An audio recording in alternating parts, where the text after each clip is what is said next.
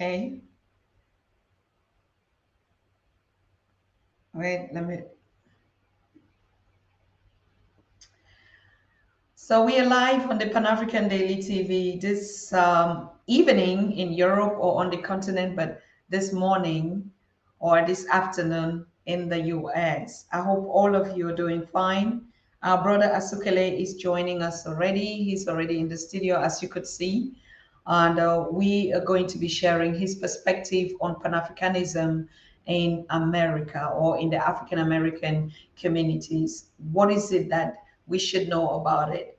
And number two, Brother Charles Asukile is a very important personality when it comes to taking care of our elders, our legends, our Pan African scholars, whom he's going to explain to you the role, the job, what it takes to be somebody who, in the political scenario, would be referred to as a bodyguard.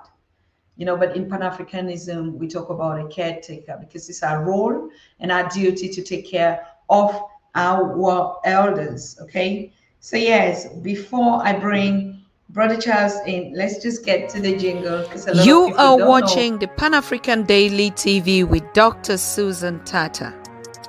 The Africa we want: unity, consciousness, our culture, our spirituality, our history. One Africa for Africans worldwide. Motherland's calling its diaspora home. Join my voice. Join my team. Join my campaign. Campaign 21 hashtag 1 million subscribers on the Pan African Daily TV YouTube. Be a volunteer. Apply now. Be the new Africa. Wonderful. So thank you everyone for joining on this evening show live on the Pan African Daily TV here. I want to thank all of you that are connecting on this program this afternoon. Like we say, every day we're going to be live reporting and listening to the stories of African Americans, our siblings out here. I want to thank Patrick Catherine, who is already on the desk since the day we started. I mean, his activities out there has been reduced just like mine here. And he's going to be, moderating and also connecting to all our other platforms, the social media platforms out there. I also want to thank all of you that are connecting into the chat to be able to support us on this live stream tonight. So, yeah, welcome. Welcome here. I see the chat room is still very, very empty. Where are the Pan-African chatters? Where's the team? Are you still sleeping? Are you at work? On the continent, I can agree with that. But right here, I know that we should be live here to share on these platforms. Good. So, Brother Charles, you're welcome. You're welcome today to the Pan African Daily. It's been a while, brother. I know we chat from the background, but getting you on this space spontaneously today is a pleasure for us. How are you doing? I'm doing well, sister. How are you? It's a pleasure to be on here again with the Pan African family, especially the brothers and sisters I don't normally get to see in Europe and on the continent. So, hello to the African family. I hope you're having a great day, and I hope you get something from this session today. As always, you have some powerful people on this show, sister. So I hope my little big feet can make the same kind of impact, especially for our young people. No, brother, I mean, every African counts as you know it. And the role and engagement and the commitment and the work you do in the African American community to our elders and even your work as a Pan-African is very, very important. So as you know, yes, we do have our mentors, our teachers, our elders with us, but you representing the voice of the youth as well is equally very important because it's a kind of like a crossover, isn't it? So I think, yes. Wow, I see Sammy say we are here and he's connecting from Eritrea. I'm not quite sure if all our platforms are connected right now, but I will try to see if there's some ones that we can edit. All right, so over to you, bro. If you look at the whole Pan-African movement in the past, in the present, in the future, what would you say, or what is your observation, or what can you say? This is the African American story. This is what the young people are talking about, Pan-Africanism, about the continental, the diasporans, and the migrant communities. What is your observation so far? That's a powerful question. So first, I want to start off by saying that even though I like to stay connected to the youth, I'm no longer a youth. I will be considered, I guess, a young elder. If we had stratification, I'm not quite, Dr. Jeffries or Professor Small's age in no way, but I'm not a spring chicken, as they say here in in America. So I've been able to see over 30 plus years of activity as far as Pan Africanism that there's actually a lot that our youth don't know. Even my age group, I'm 54. They really don't have a good understanding of what Pan Africanism is. They don't have an understanding of what is going on behind the scenes. A lot of it sometimes gets poo-pooed, as they say, as a conspiracy theory, but there is an actual attack on African people in all facets of our life, whether you're here in North America or the Caribbean or South America or on the continent or certainly in Europe. There's an attack on African people politically, economically, and culturally. And sometimes with war, you don't start the war. You don't even know you're at war, but you're at war. And so I think our young people need to open their inner eye and see that the things that are going on are not sometimes we think when we look at things that are going on, we don't understand it. We think it's just us. Maybe we did something wrong personally. Maybe our families did something wrong, but we never look at the bigger picture. The young people, I need y'all to look at the bigger picture of what's going on around us. It's not a coincidence that the conditions in Bed-Stuy are the same conditions that are in San Jose or San Francisco or LA or Houston. The same things are going on. Gentrification is going on. Black businesses.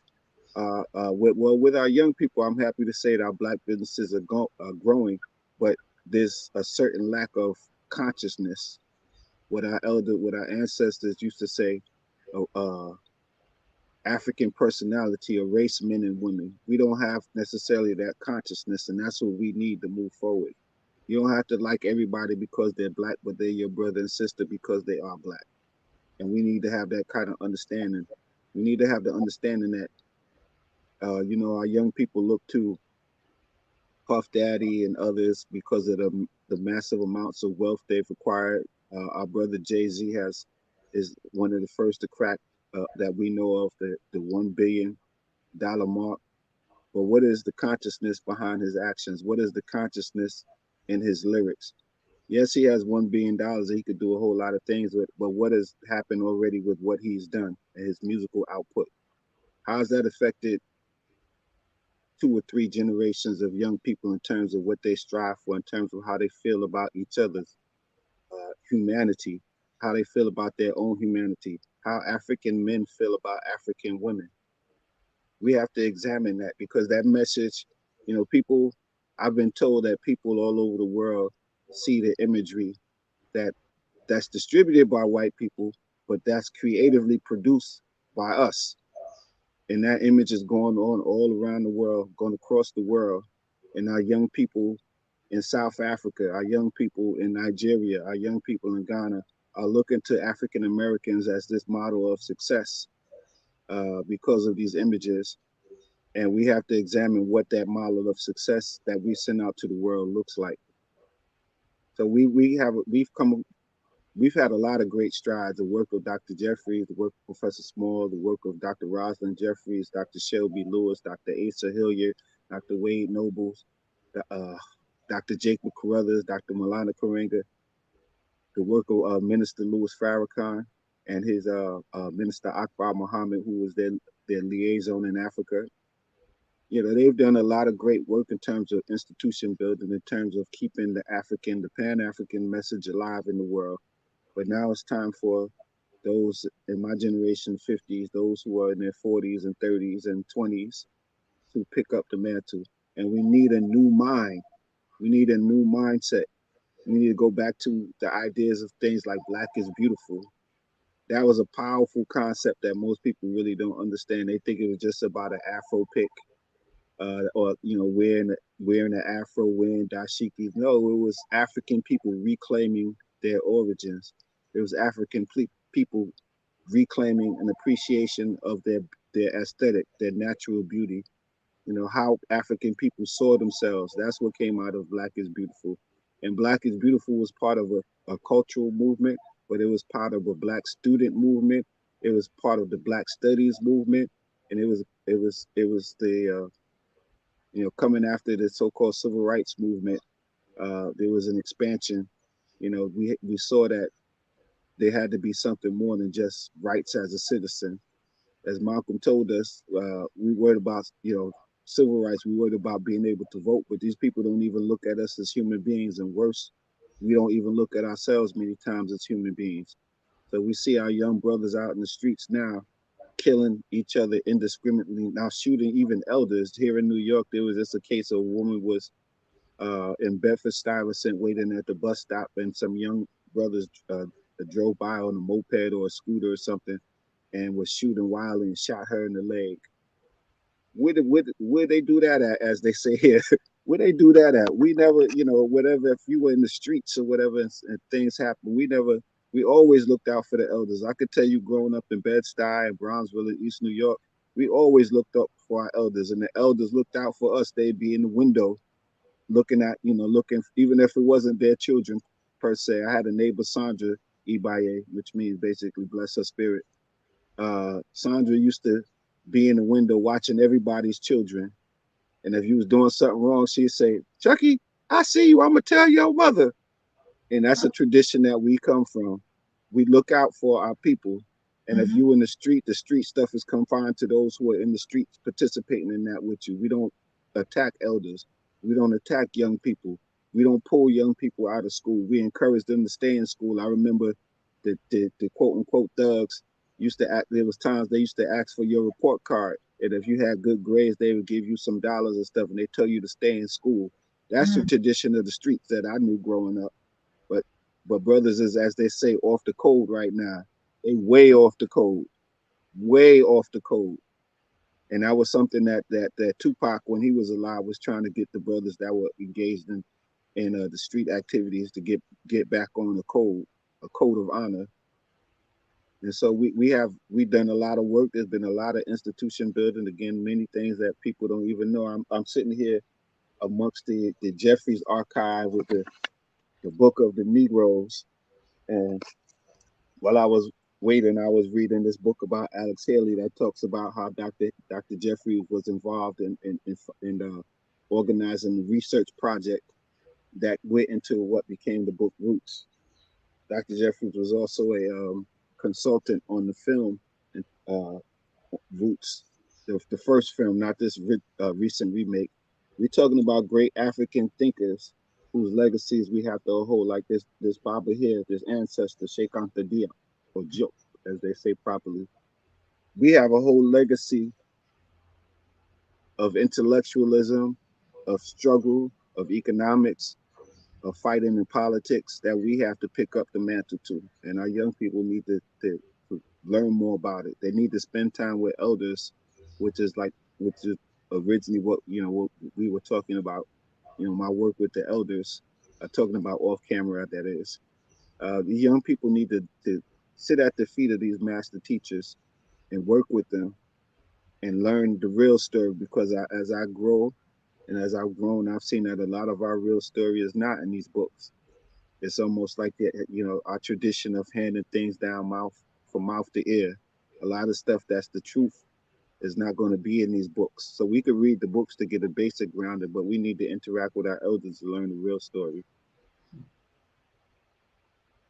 Absolutely correct. I'm just reading a comment here from Cheryl. Cheryl, greetings to you and Zinovia. Kwame, thank you so very much for joining to moderate on this chat for today. I appreciate all of you. Cherry said, how can we change the negative stereotypes if we don't take a page out of the Jewish community? They live next door to us. They don't get to kill each other by accident. Like, yeah, how do we actually get here? How could we learn?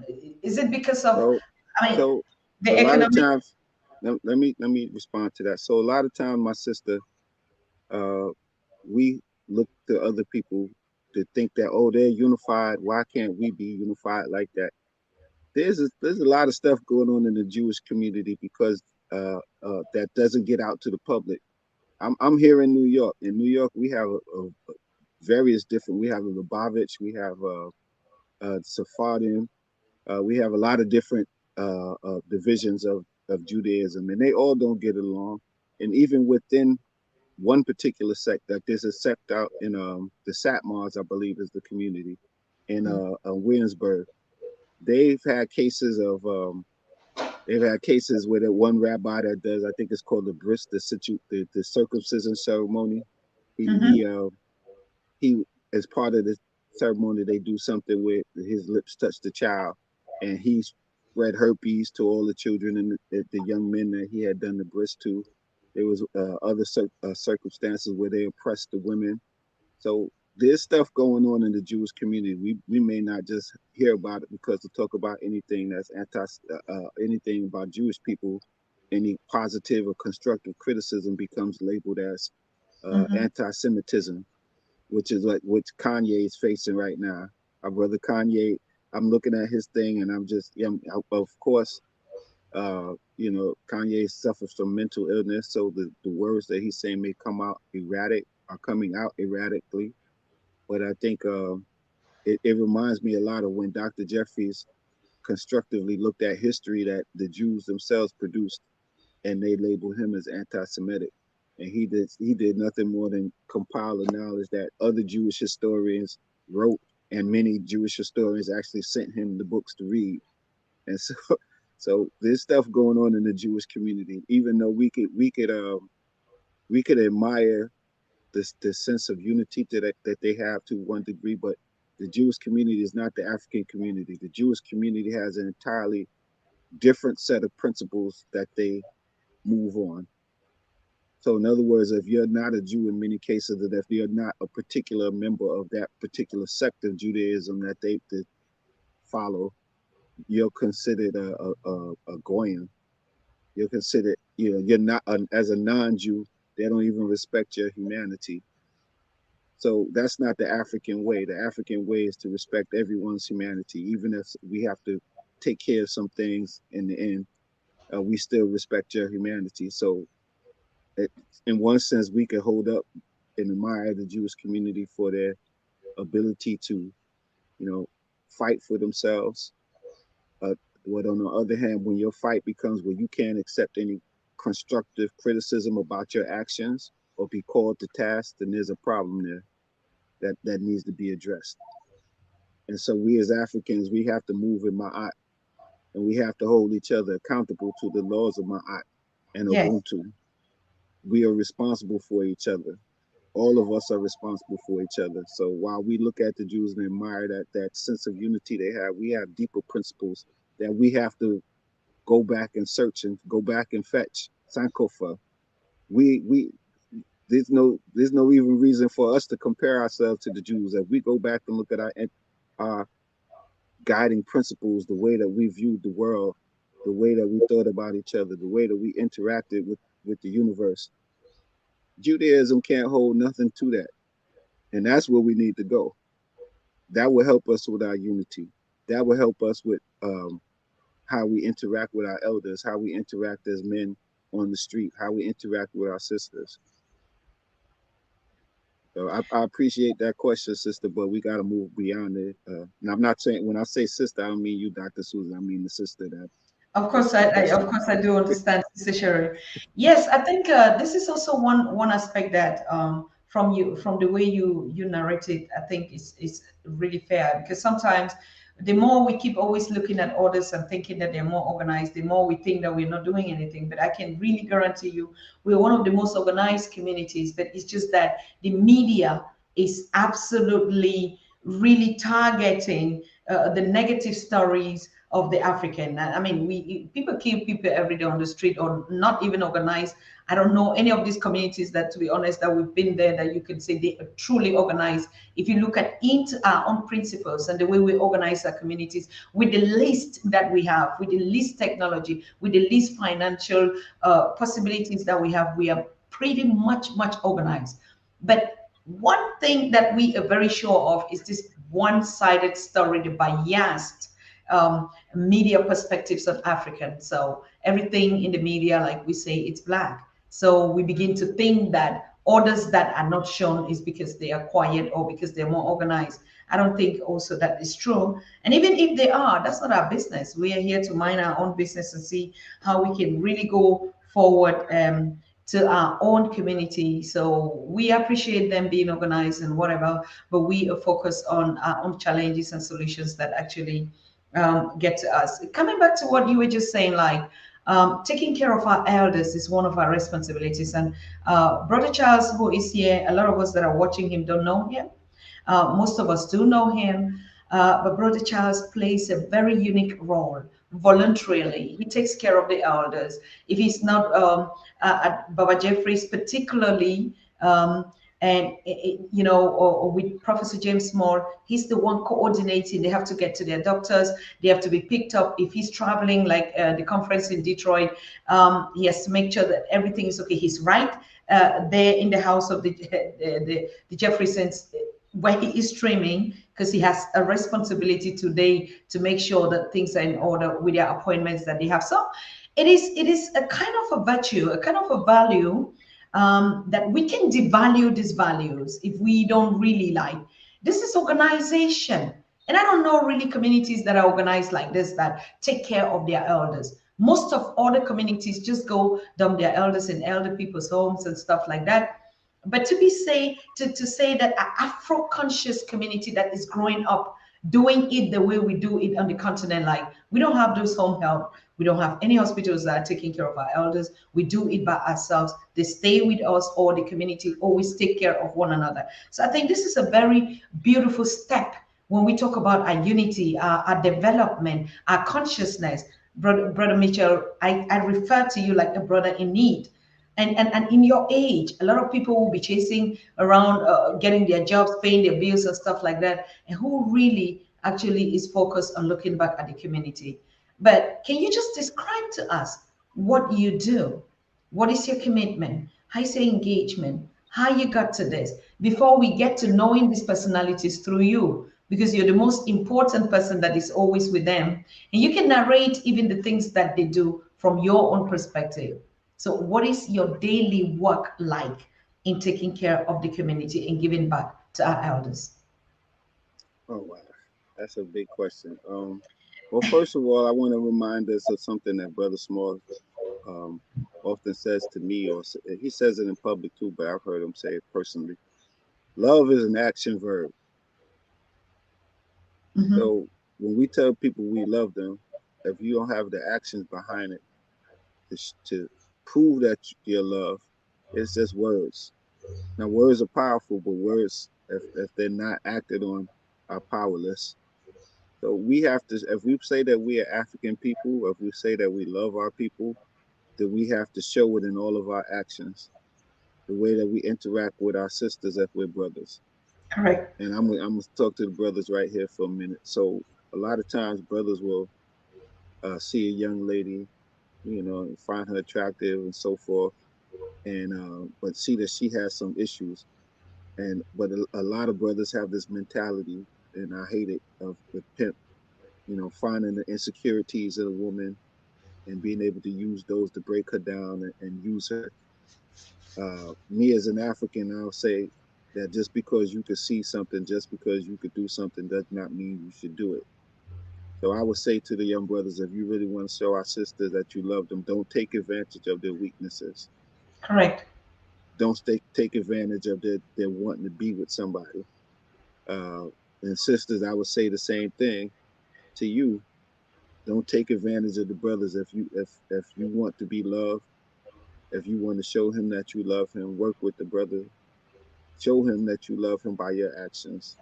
Show our Correct. elders that you love them by your actions, which is going back to where I serve as pretty much an unofficial, official caregiver, and for a few of our elders in the community. Dr. Jeffries, most prominently, but also Brother Small, Dr. Jeffries' brother and sister-in-law, Ian Finn Olatunji, and others.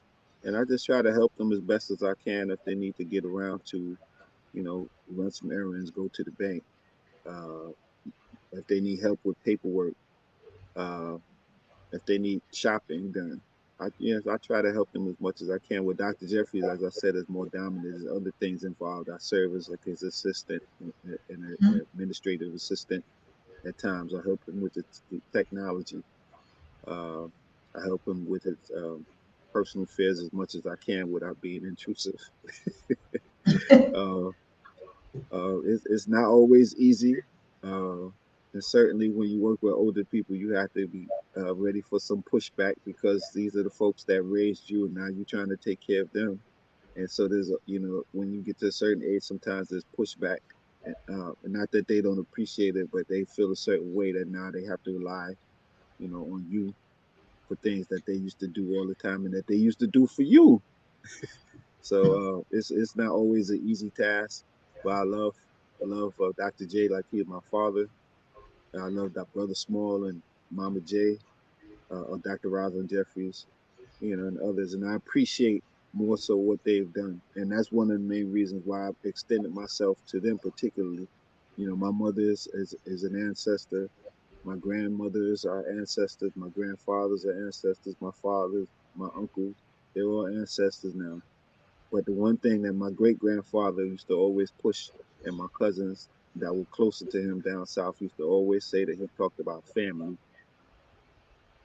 We got to take care of family, right? And this is my extended African family, so I got to take care of them. I know that in the past there's been people who've given so much for our people, particularly that died penniless, that died basically alone on a nursing home.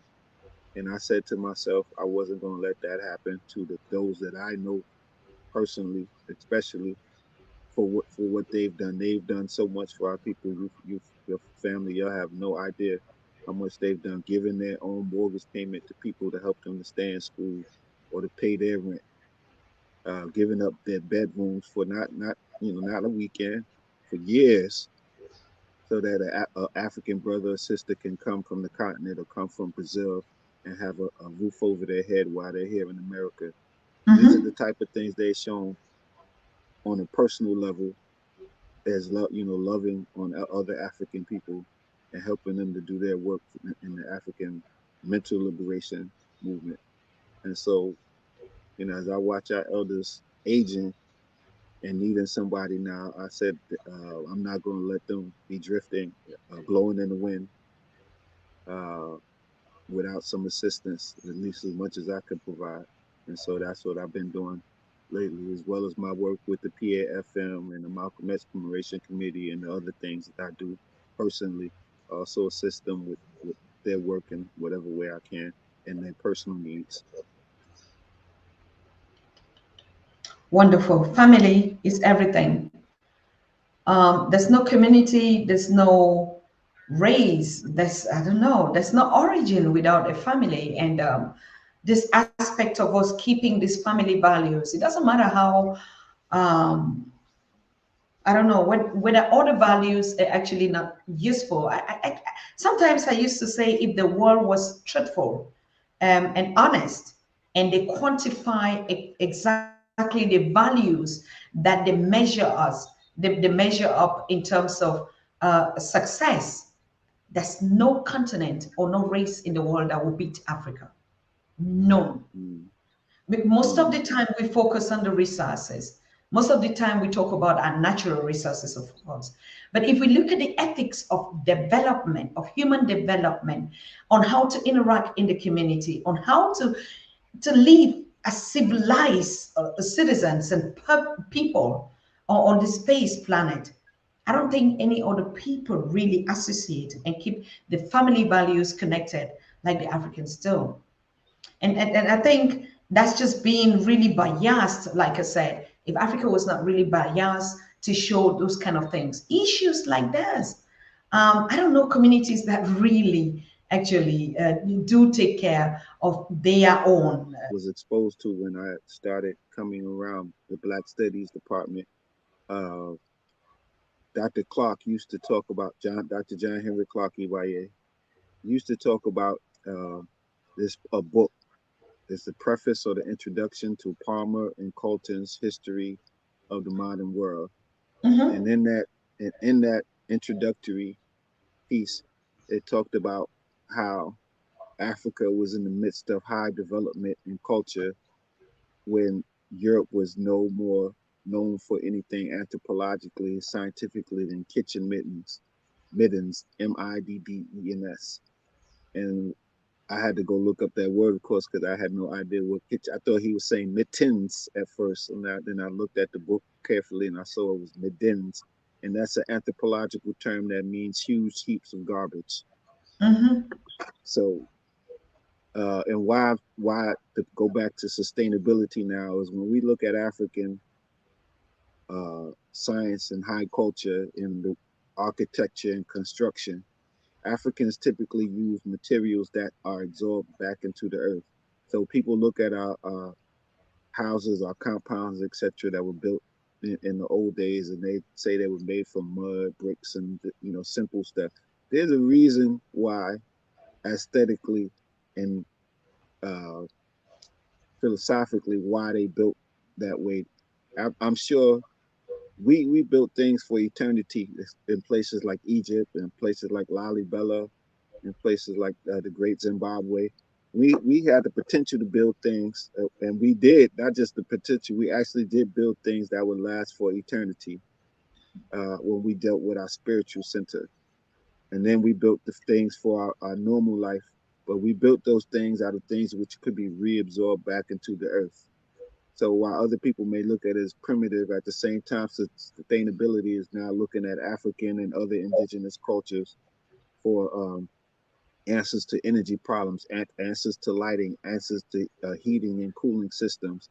Africans built houses in a certain way to face the direction of the wind, so you didn't need to build something like an AC, for instance, which is releasing all kind of things that destroy the ozone layer, which is Mm-hmm. full of chemicals and metals that once you discard it, it just becomes a part of a huge scrap heap.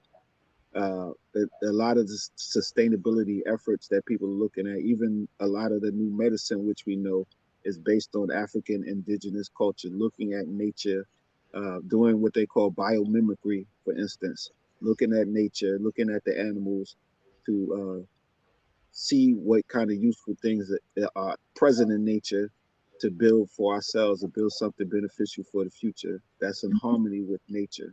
Mm-hmm. So, we talk about this primitive thing where we really have no understanding of what the African culture is, if that's what we're thinking. Because our people had a high culture, a culture that said, yes, I'm capable of building these things scientifically, but will they destroy the earth? And if they are destructive, then I won't build it. I'll find something else that is in harmony with nature. And that's part of the African high thought that we come from. Very correct. Very, very correct. If you look at the work of the professors, and like you said, they built all this Black Study movement. Could you just give us an overview, particularly in terms of Dr. Leonard Jeffries on the Jeffersons? I mean, we know that when I say the Jeffersons, I'm talking, oh, the Jeffries, I'm talking about Mama Rosalind as well.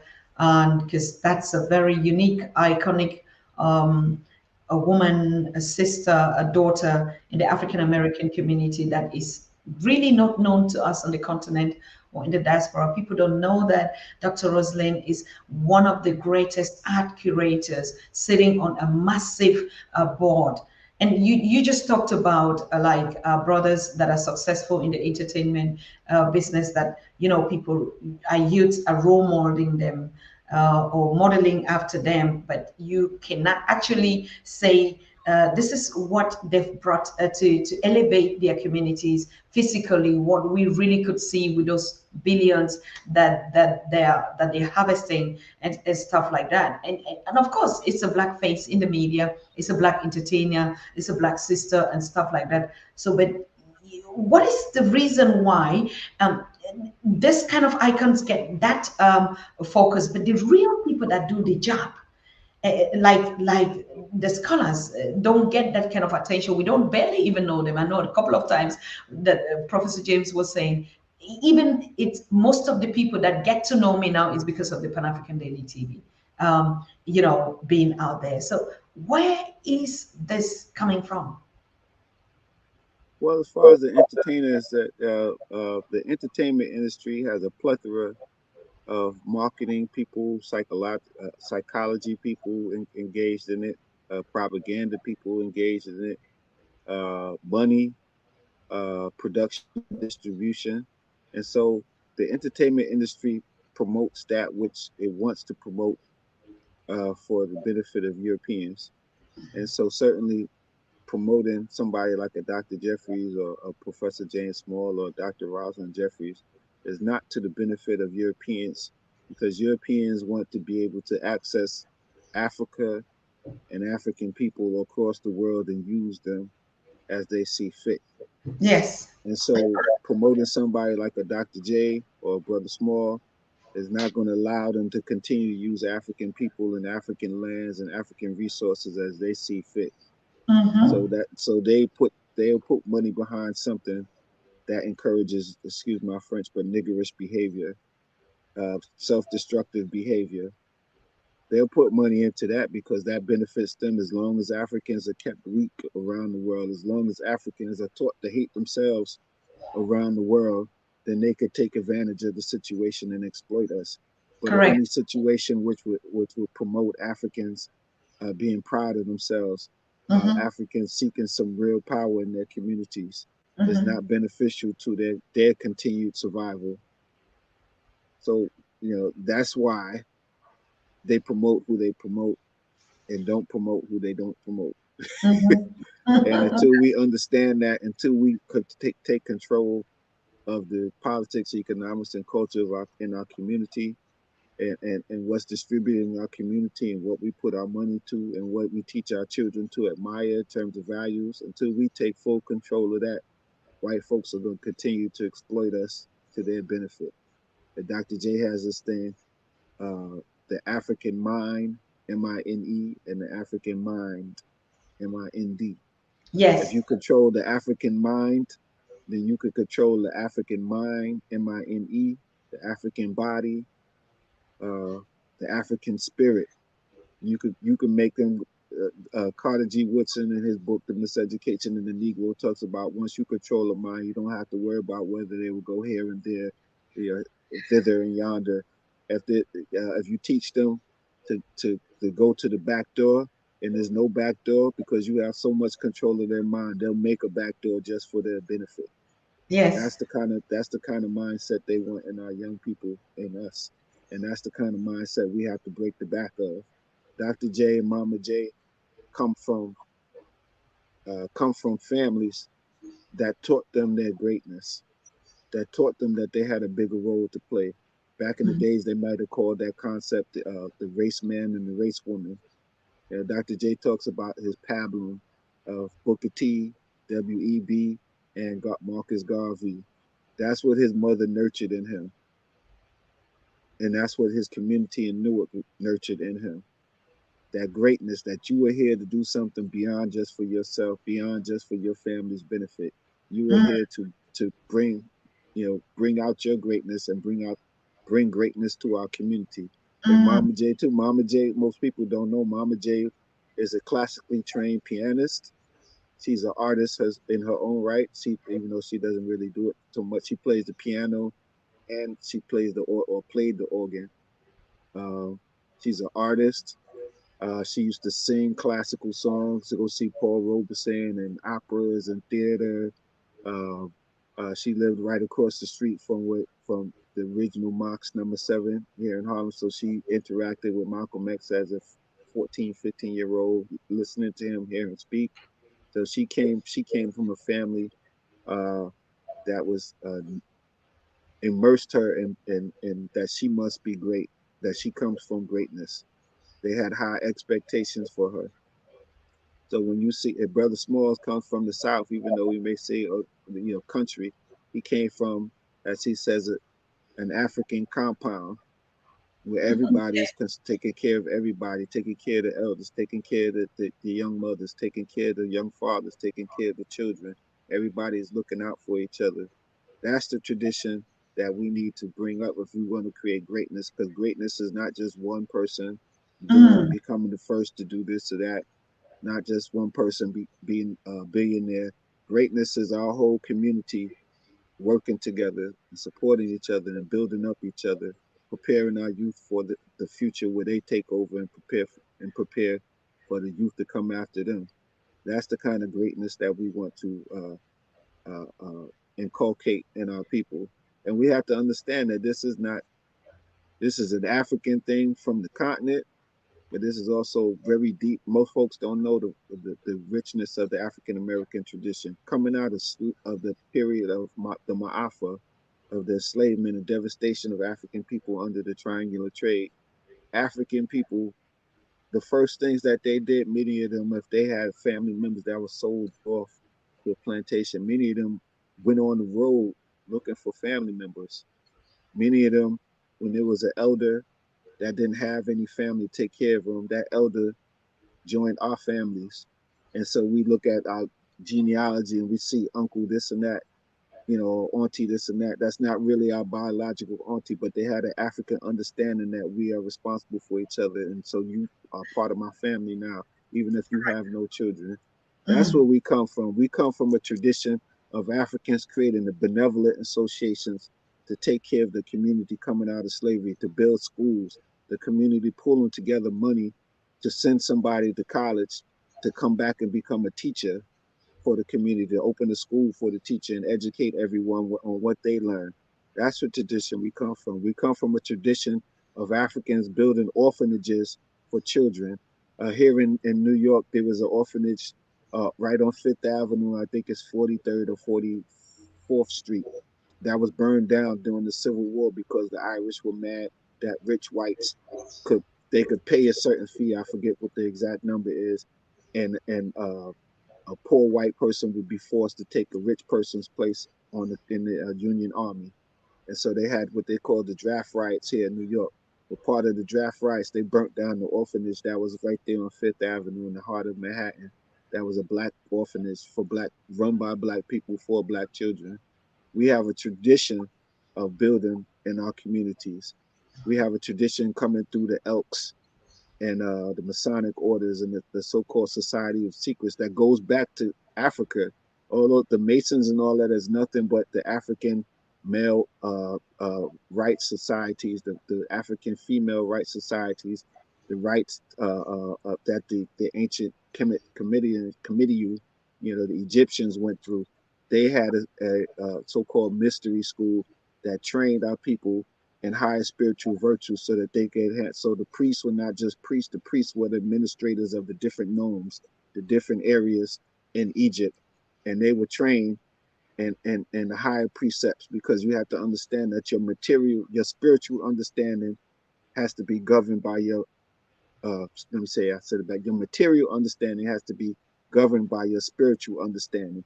So we Mhm. use material just to manifest our spiritual things that we need to do, that we know need to be done economically, politically, and culturally. We don't become fascinated like people look at King Tut and the gold and get all fascinated by all this gold that was in his tomb. The gold was secondary. The spiritual was the primary. So when we look at Egyptian artifacts or whatever, everything has a psychological and a spiritual value to it. Just like we see in the Akan now, when we look at the golden stool, or we look at Mama J has about 20 golden staffs Mhm. from Ghana, and each of those staffs has a different principle represented by an image on the top. Whether Mhm. it's the Sankofa bird with his neck bent backwards to catch the egg, meaning going backwards to draw that knowledge that you need to move forwards in the future, the egg representing the future. We had deep values that is, ingrained in all of in our staffs, in our scepters, Yes. in our canes, in our cloth, uh, in our draw paintings on the building, in our shrines. We had deep values that we need to return to if we're going to be successful as African people. This little pish posh European stuff that we're dealing with now is superficial. It's not Mm-hmm. going to move Europeans forward, and it's definitely not going to move African people forward. That's powerful. That's truly powerful. Brother Paul is asking, what is it going to take for us to actually take control of our own destiny? Well, the first thing I think is we got to get control of our African minds. As long as we don't have control of our minds and the way we think and the way we look at the world, we're not going to be able to move forward. We have to control our minds. We have to reset our minds, if I could say that. Reset our minds back to what was it that our ancestors learned about the world. Our ancestors were looking at the world for hundreds of thousands of years before there was a European that set foot on, certainly on the continent of Africa. What was the original worldview of our ancestors? How did they look at their place in the world? How did they look at the other entities in the world? How did they look at animals? How did they look at nature itself? Mm, How did they look at other human beings? Until mm-hmm, we reset our minds back to our African principles and the way and ways of thinking, we're always going to have trouble. As long as we try to think like the white man, we're not gonna get anywhere. You can't think like the white. You can't think like him and beat him at his own game. You have to find out what your original thought processes were. And many of us, unfortunately, on the continent have access to that right now, but mm-hmm, don't appreciate it. Don't appreciate our indigenous cultures. They call it animism. They call it primitive. They call it superstition. But our ancestors knew something that we didn't know. Amun Ra. They knew that there was a seen world, and it is a world, a whole entire world, a universe of beings and other energies that exist that's beyond what we could see with our two eyes, or in my case, our four eyes. So our ancestors developed the understanding of that over hundreds of thousands of years. So we have to ask ourselves why they created these systems. Why did they create these systems that deal with the ancestors in such a profound way? Why did they deal with these what we call the Netchers, or we call the Risha, or what we call the Aloas or the Abosun? Why did they deal with these energies in a certain way? Because they had an understanding that we don't have today. And as long, it's like when you, for those here in America, if you playing spades, and you used to playing spades one way, your house have a particular set of rules, and you go to somebody else's house and they have a whole different set of rules, and you're trying to beat them at the game using their rules when they're the masters of the game using their rules. Europeans are the master of the game using their rules. And whenever you do get close enough to beat them, they change the rules. Because the house rules in all games, all gambling, the house rules. So whoever controls the house will make the rules. And the rules will always benefit them. The rules will always benefit them. So we have to go back to know our rules. We have to go back to know our ways of thinking. We have mm-hmm, to go back to honoring our ancestors, honoring the energies of the Netchers and so forth, that we developed a deep understanding and codified into different divination systems and different rituals. There's a reason we did all of that. Our people wasn't just doing stuff just to be doing stuff. It was stuff to pull together the community. It was done to unify us. It was done to remind us of the things that came to pass before we were even in the picture. Our ancestors were not dumb by any means. And if you could only see what I see every day, the little things that I notice around me, and I'm not a priest or anything like that, but I have enough sight to see uh, what's going on. I can't see everything quite yet, but there's so much going on around us that needs to be appreciated. And until we get to that point where our ancestors were in terms of appreciating those things and respecting them and moving in harmony with them, we're going to keep having trouble. I think I share your opinion. We cannot expect to develop the way the world wants us to develop or see us develop, except we ourselves know thyself, like Baba Chizi is saying, and develop from our own point of view. You made a very important aspect, the social values in which we were raised. That's very key to this conversation today. I think if there's something that we'll have to carry home today or we've learned today, is that value. Why was community compound in that format? Why was it considered that anything that I do it for the benefit of all? Why was it considered that way? If we look at even the sacrifice of the biblical, I don't know, I should say, meaning of, a Jesus that was crucified for all. That can never be any European theory, and never will. Nobody dies here for some other person. It's just not happening. But that was the African philosophy of life. Know me, know you. But I give it for you. And so when projects were being brought, and you could see the way they trained, even the right of bringing up our youth, our young prince to become warriors, to become protectors of the home, of the family, of the community, to build the community. It was not an egocentric focus to say, today, when the broad church brought schools, brought everything to raise us in that kind of aspect, it was because now I'm born, I have to go to school, after I get a job, after it's I. There never was something about us. There never was something about it was I go to school, I learn something for myself, I get a job, I earn my money, I pay my bills, and then yes. And so even if I have to decide now to bring forth children, I'm bringing forth children because now I can take care of two, I can take care of three, I can take care of, it's just I, me, myself, and I. It's a close community way of saying things. It works though in their system, nothing against that. But we're talking about the. Well, it doesn't work in that system. They Europeans have a mentality of throwaway people, meaning in here in New York, there's we see a lot on the news. For instance, these days, a lot of people pushing people off the train tracks and people stabbing people. Or I saw one horrible incident: a young man walked up to a woman with a bag of feces and smeared it in her face just out of nowhere. These are the throwaway people, people with mental issues, the elderly, young people. Europeans have a value of people. Unless you could bring something of worth to me, you're useless to me. So it's not working here in America, and Europe is fighting back. The Europeans, the Brexit thing was part of a whole thing of people feeling like they're undervalued. There's incels. You ever heard of incels? Is a whole movement of young men that feel uh, unvalued, that feel worthless, that don't feel powerful. Incel stands for involuntarily celibate. It is a whole.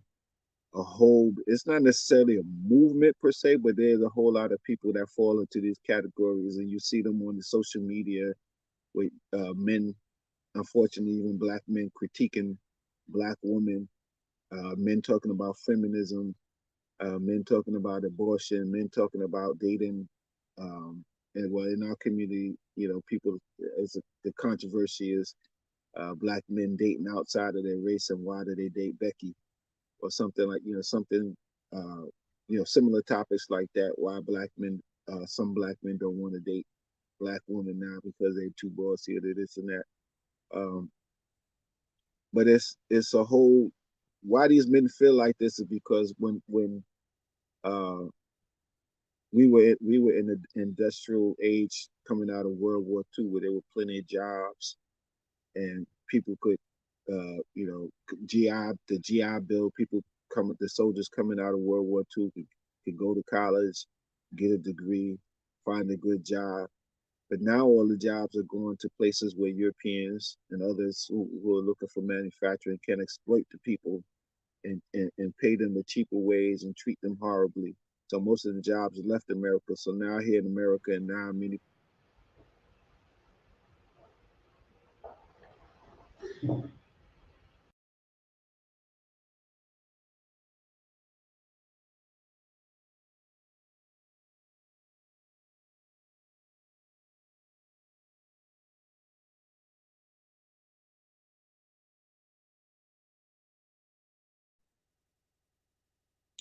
she's having a check. Hello?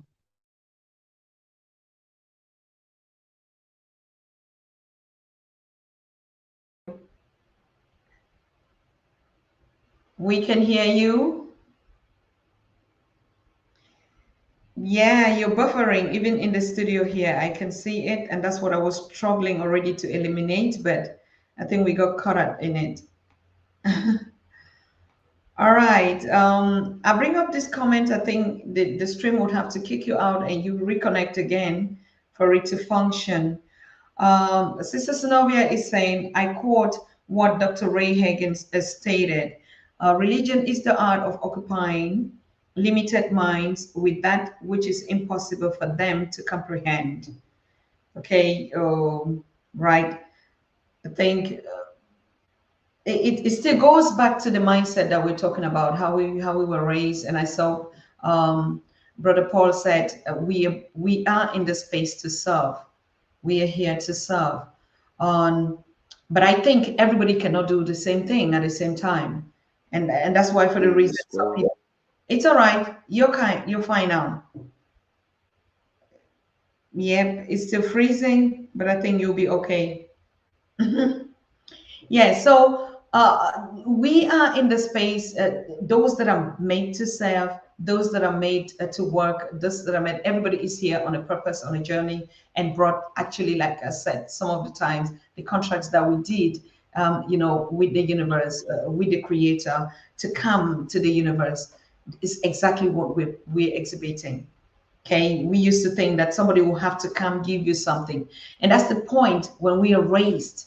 So you come with a gift, and you come and you're confronted with the ethics, with the systems, with the systems that have been put in place, and so you just have to cue in, and the moment you are out of the box, and you actually are not normal. You actually are not normal in the eyes of the system. So one good news that I want to bring to you people regarding the communication, or the last night's show with King Maponga. He already sent the first chapter of the book that they're writing, an alternative, or looking at the Bible from the perspective of an African, replacing all those characteristics and seeing the role that it played in our African community, or being in the space where, can you hear now? No, it's still not working. I have to take you out of this one, okay? Good. And so in this perspective, so like we said yesterday, he already dropped in the first chapter, and we're going to be sending it to our brother in Tanzania to translate into, we cannot see you. Your camera is blocked, Brother Charles.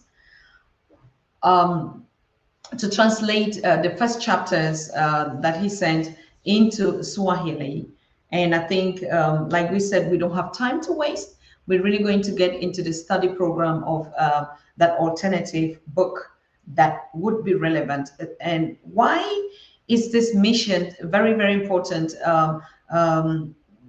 in changing our minds? Is we've been groomed up to see elements and images and think and reflect about them in another perspective. So what if we begin to replace those elements in our own perspective and analyze it from our own context, from our own content, right?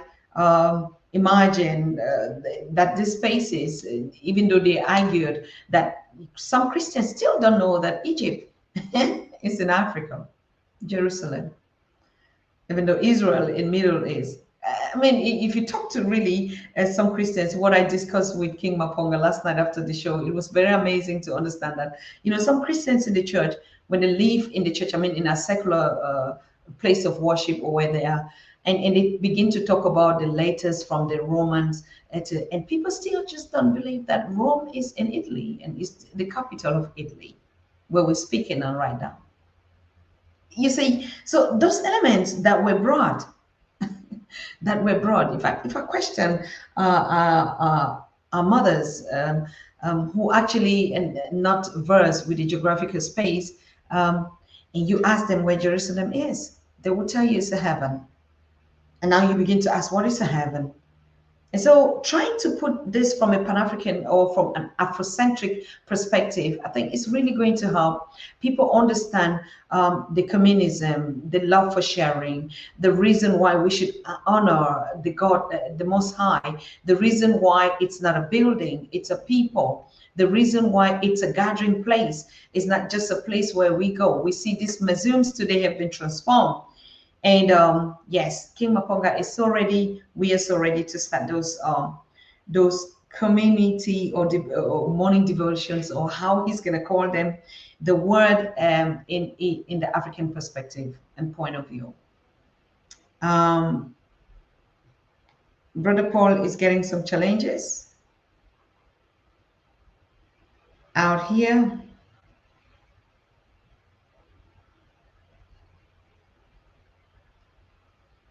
Even my own technique is acting up here, but we just keep going. And we said it was very, very important for us to keep questioning our reason for existence. And why are we referring to the stories? Because we still have to dig into the space of what slavery and colonialism has actually done, to displace or to put a kind of a misinformation, a miseducation that has brought the African to where we are today. And so if we look at like the question that Sister Cheryl talked about last time, or in the beginning of, look at the Jewish community, they never were enslaved, they never were colonized. If we look at the Hispanic, we look at the Asian, we look at the Europeans, there never was a race that was taken into captivity and that has had to go through all the systems than the African race, than the Black race. I mean, in all its colors, whether they're the albinos or what. And so we cannot measure the growth, the potential. But regardless of this, we are still on top. We are still in space. We are still not unbeatable. If we just would remember, get our memory back in state, where we're trying to do now, we do things consciously, intentionally. Why do I do some things? Do I just do it? I can do it to look the way I look, but why do I actually do something? I just shared my first impressions and the videos when I arrived here, why I had to put red strands. Sorry, I'm putting it on my hair. Because for me, it was sharing the pain, the blood that was poured here on this land, the lives that I've lost. I mean, that are lost every day and still today. How do I represent that? How do I put it on? How do I showcase that? How do I become a part of this history? Of this momentum? How do I show? How do I revolutionize for it? How do I say I'm a part? How do I feel engaged? So we might put some looks, yes, but why do I? If I look at the Rastafarian community, why do they keep their locks? Why do they want to stay the way they are? Why are they unchangeable? Why are they criticized for having such look? Why must I shave and look and wear some kind of attire to be recognized, to fit into the eyes, into the ideology, into the mindset, into the perspective of someone else? Right? We talked about covering our hairs. I dress my hair, and that's one of my best looks. Because I saw my mother's dress like that. It was a culture of looking beautiful. Wearing our caps, So why do they cut off laws in Britain came up with wearing this heart? The Americans, they don't have it. It's a culture, it's a tradition, it's an intention, it's a reason why I must be like that. It's a reason why I must have a business dress code when I look like that. So, but if I want to look like myself and I'm just me, and then I begin to reflect me. Thank you, brother. You're back. I'm so happy to see you back here. I'm sorry about the challenges, but we've been having it. It's nothing to do with our communication or anything. Ever since the first day we started streaming live from here, we have those challenges. So it's a technical thing, as a matter of fact. But it's Yeah, okay. it's to be The gadget, expected. yes, the gadget is coming with its own. So yes, brother, we were Well, talking about some of it is the gadgets, and some of it is people don't want your message to get out. So don't be naive to think forces at work to stop your work, doctor, or my sister, my beloved sister. Your work is a very important work of bringing Africans around the diaspora in touch with each other. So don't be naive and think that there's not people, whether it's what we call the alphabet boys, the CIA, the FBI, and the DOA. That's what's the other one? Well, it's just M16, M15, M8, MI8, whatever. All these folks do not want African people unified. So don't. And the Israelis are one of the leading creators of this technology in terms of chips and cyber defense and cyber security. So don't think when you having technical glitches, that is just technical glitches or problems with the computers or the software. There are folks out there that will be working, if they're not already working actively, to keep your message of unity and Pan Africanism from spreading throughout the world. So let us not be naive and think that that is just coincidental or glitches in the tech. it is what it is. But we defend the same democracy, as I said, we're just doing our work. Everybody's doing this work. Is something. Is your microphone connected? I hear myself again. Do you hear yourself, I Brother Charles? I don't hear I don't hear an echo, I but hear it, but I don't hear. that is coming from our own side. I'm not sure. Let me check my Oh, let me check my okay. audio. It sound Um, better? mhm. Okay. Okay, the You, echo. yes, it's still there. I don't know whether if it is not inconveniencing the audience, then I think it's okay. Um, when we when we look at Now, how particularly, does that sound? Do you still hear echo? no, Okay. that's why I said I I don't don't know know. whether I turned off echo cancellation, so that seems to be working. it's okay. It's very okay. Yes, that's why we appreciate you, Brother Paul. Go ahead. You were explaining something very important before the technical interruption came in. I actually forgot where I was but I forgot where I was at. I had to restart my phone. I said, well, maybe it's my connection here again. We thinking it's just the tech, but Anyway, I think but just to refresh ourselves, I asked the question of you being around the professors and uh, talking about their work. I mean, you know them from the inside, and you've already been talking about their battles, everything that the Jeffersons have done or the Jeffreys have done to contribute. And one thing that I picked up that you said is they were intentionally raised to be, yes, to stand out, yes. to work in the interest of their people. So something is not acting up maybe in our parenting today, or what is it? Oh yeah, there's definitely our parenting definitely over the last few generations with certain policies being put in effect and other things just in terms of time and interacting with other peoples and cultures. Our there's definitely been a shift, at least here in America. I'm not sure how it's been going on the continent, but with America, with for instance, this social work policies, particular the welfare system, it pushed men out of the family. So in other words, like we read in the autobiography of Malcolm X, they would do pop-up visits at Mhm. his mother's house after his father died, whether he was murdered or whether he died accidentally. is up for debate. But one thing, after his father became an ancestor, they would harass his mother. They would continually pop up looking for signs that a man was in the house so that they could cancel the aid to the family.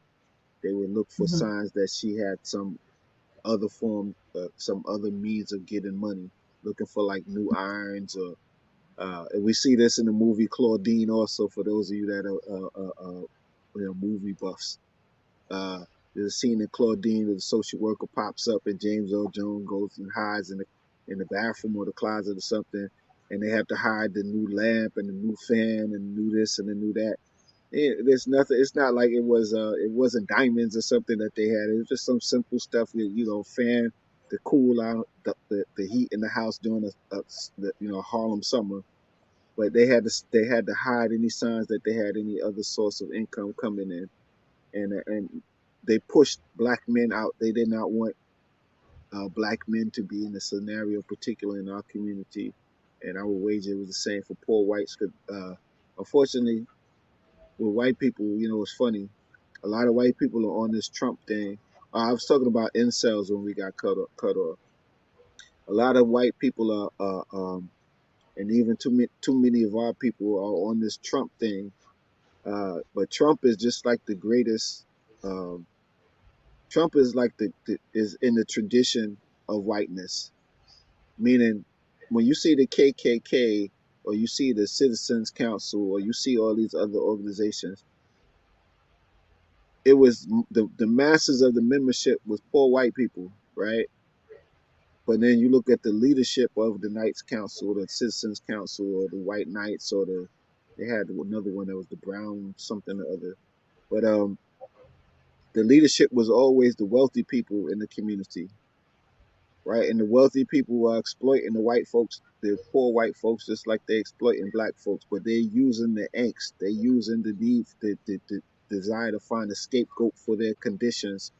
They use blacks, they use Irish, they use Catholics in general, they use Mexicans, they use Jews as a scapegoat for the problems of the community, when the problems of the community were right there staring them in the face. It was those rich white bastards with property and power like Trump. That was their problem. It was not black folks. It wasn't Irish folks. It wasn't other poor white folks. It's the ones who maintain this system, the one whose capital is in developing this system to exploit the masses, to exploit the poor that need jobs, to exploit those who want education.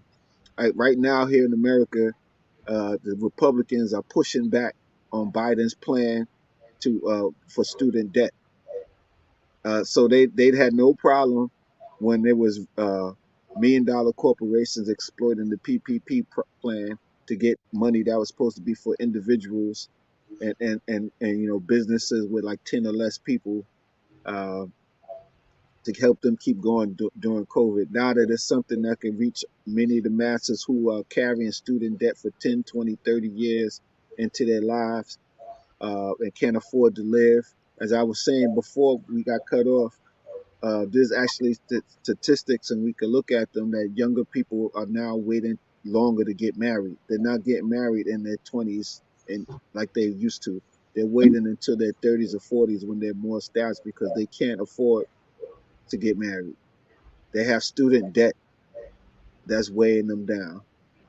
Not $5,000, tens, 20, $30,000. People are even now looking at whether or not uh, college is really a viable option, because they've looked at people and see that uh, people go to school for one field and wind up working at Burger King, or working as an administrative assistant. That's not, they're not utilizing what they went to school for.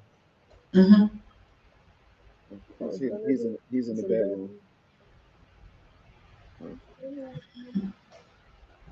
So It's okay. that was Dr. Rosalind, as y'all can see. Yes. So what I was saying with the incels is there's millions of young men now, because all the jobs in America, the jobs in the Western world, that is Europe, have been shifted to Dominican Republic and Thailand and Philippines and China, where they have all these quote unquote surplus people. that they could underpay or certainly not pay them an American wage or European wage. All of these young men now are frustrated because they can't fulfill the quote unquote American dream that was pushed to them, that was sold to them. So now they become unsatisfied. So now you see these groups marching in the South. You see these groups of young men marching on the Capitol here January the 6th. That's about. These people are, they don't know, their future is not certain. They don't know what to do. They don't know where to go. They don't, and they're frustrated with everybody. And Trump is capitalizing off that frustration, just like his progenitors and the KKK and the White Citizens Council and the this and this and that night, have been taking advantage of poor white men. And it's unfortunate because they even if there was no Pan Africanism on the plate, if they could just see that their struggle is not really with us, their struggle is with their people, those in positions of power, those who are holding massive capital at the expense of others. It's ridiculous in America. It's ridiculous in the world that somebody could, the CEO of a company could make $500,000 plus more than the president, uh, could have stock options on top of that. That Mm. if he or she is caught doing something of malfeasance, they still walk away with a severance. They have a special, I forgot the term for it, but there's a special word, like they have a severance package already set in place. So even if they were found that they were robbing the company blind, they still get that package, and that's part of what they signed. When they signed to take on the position, they get automatically, whether they did a good job or bad job. Meanwhile, the lowest person on the ring is making $35,000, and it costs 50, 60, $70,000. And if you have children, there's more to live here in America. So these white people are not happy with what's going on right now. But imagine if they had to live in Africa. Imagine if they had to live in the Caribbean. They would lose their minds with what's being done to us. Malcolm told us when white folks catch a cold, we catch pneumonia. So they complain about their situation, but look what's happening to us. But we can't wait for them to come to their right mind.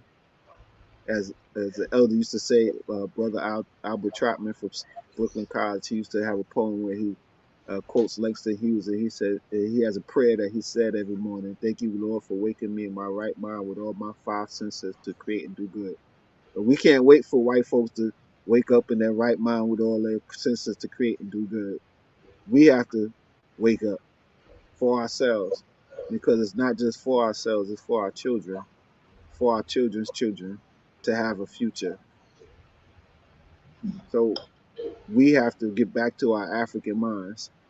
Dr. Wade Nobles says that power is the ability to define the reality and have others respond to that definition as if it were their own.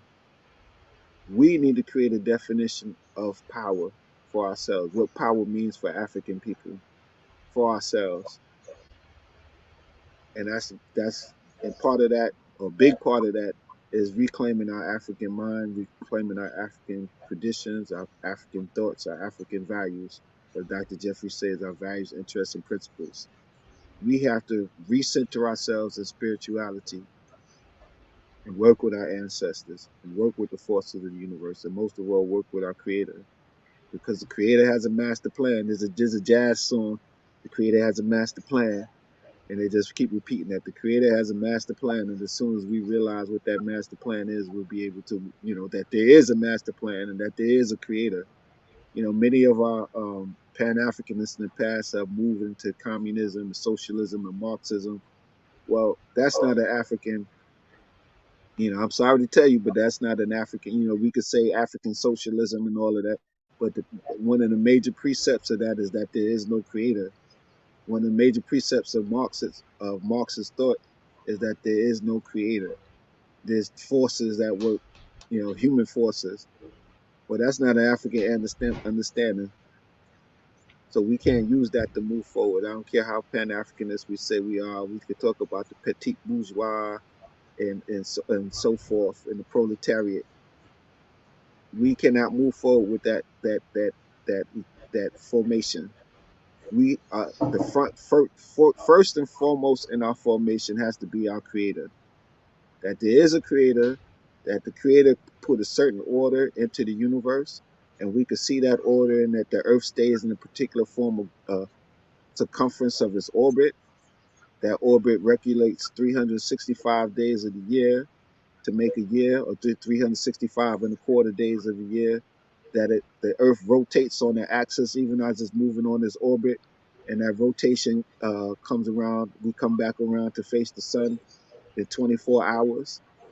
That science of the creator created a plan where the moon is held in orbit, in this orbit, because of the gravity of the earth, and the earth is held in this orbit by the gravity of the sun and the other planets, keeping it in its alignment.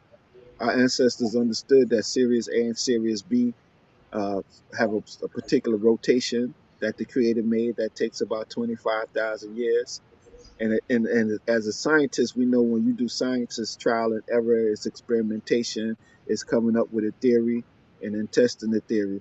So if the Sirius A and B take about 25,000 years to make their rotation where we could see them, or the Earth or the solar system takes 25,000 years. I'm not sure which. In order that we be able to see Sirius A and B, if we come up with that theory, don't we have to test that theory? So that means that our ancestors would looked at this, the high science, for at least 50 to 70,000, 75,000 to 100 years, that they tested it 2 or 3 times to make sure that what they were thinking was right. And this is the science that went into ancient Kemet. This is the science that went into the Congo peoples, that went into the Yoruba tradition, that went into the Akan tradition, that went into the Vodun tradition. This is the science that we're dealing with. Scientific observation that the creator, the grand architect of things, does exist. It exists in the seen and the unseen. He exists in this. She exists in the seen and the unseen. We also understand that there could be no man without woman, and no woman without man. So there's no competition between us. Each of us has our own role in a part to play in the grand scheme of things. Men can't do what women can do, and women can't do what man can do. I don't care if you say you're a man trapped in a woman's body or woman trapped in a man's body. God made you a certain way. You could take hormones and cut this off and add this up, but let you stop taking those hormones, and the creator's gonna put you back where you're supposed to be. Now you may be attracted to a certain thing, that's fine. You know, you may want to wear clothes that are quote unquote gender assigned to what you're not, what you weren't born, that's fine. But don't be deceived. You cannot change what the creator made, and put the creator has a master plan that's beyond our kin, that's beyond our understanding. And you may not understand it, you may not like it, but there's a reason for it. And until we get to that point, until we get that back to that point in our understanding of the grand scheme of things, we're gonna have problems. We're gonna have problems. Yes, I have this comment from Anxious Man. He said, "We do not all believe the same thing. So, as being African, is we have to focus on what is essential for the furtherance of the well-being of African people. Ubuntu is a social construct." To it. Mm-hmm. Yes, um, we cannot. It's really unfortunate. It's unfortunate because it has been shaped differently. But if we look at other models, like we say, even if we don't want to compete or compare, there's still a need to do that. If we look at even China today, or we look at Japan today, or we look at even Dubai, these are all spaces that now just realize, even the European, they had to realize that we need a pan-Europeanism to be able to collectively ascertain our needs and to belong and to have Well, an identity, isn't it? well, first of all, I don't know if the person can respond when they say we do not look at things the old way. They're talking about we as Africans, or they talk about we as human beings, period. Because we as Africans, I could say from my observation that the expression of the concept or the idea might express differently because of the ecology and the environment, what's in the environment. But many of the same precepts, if not most of the precepts, are in all African cultures. There's going to be variances based on where the people are, based on the particular ecology. They may have more or less rain. They may have more or less arable land. Mm-hmm. Uh, they may have more or less livestock. They may have more or less river. They may be at the ocean side versus being close to the river. Uh, but the basic precepts, family, the creator, uh, community unit working together. The basic precepts are in all the African cultures that I've seen. Complementarity that men have a particular role to play, that women have a particular role to play, uh, that the elders are of value to the community and play an important role in the community, that our ancestors play a particular role in our community from the other side, and that there's a creator. It may express differently. The Akan is certainly a little different than the what's expressed in Vodun. But I was looking at a friend who's from Ouida in Benin, which is most folks know Ouida nowadays because of the Woman King movie that they're hearing the name Ouida. But she Mm-hmm. was showing me last night. She did as part of her college work. She went to visit various shrines in Ouida, sacred shrines of the Vodun, in the Vodun practice. And I'm looking at these things, right, and I'm seeing some of the paintings, and I'm like, wait a minute, they wear the cloth just like that in the Akan tradition in Ghana. I'm like, Mm-hmm. wait a minute, I see Yoruba, I see Ifa tradition stuff on that painting. Mm-hmm. So it expresses a little differently, but it's still, we share core spiritual values, as Dr. Jeffrey says. Correct. Uh, And now, when it relates to other people's, though, we could break that down like this. Dr. Edwin Nichols, who's a master organizational psychologist, looked Yeah. at different ethnic groups, and he analyzed or observed that there was a difference in the way that different ethnic groups or different quote unquote races uh, perceive the world and interact. The Mm-hmm. European worldview is I think, therefore I am, very individual, very competitive, very superficial. The Asian, he observed, typically thinks, I exist because we exist. But he don't mean that in a necessarily good way. He means that the group is more important than any individual. And so that mentality allows them to set up a system where the survival of the group is above all, is more important than how the individual thinks or feels or lives. So out of Mm-hmm. that situation, you could have a situation like we have currently in China after the communist revolution, when they said each person is entitled to one child and they frowned upon female children. So now you have a whole surplus of Chinese men with no wives. And funny enough, now women are of high value. Women can pick and choose who they want as a husband. You Mm-hmm. know, men have to fight, to not fight literally, but they have to, if you don't have a college degree, if you don't have some sort of economic in your background, some wealth that is, uh,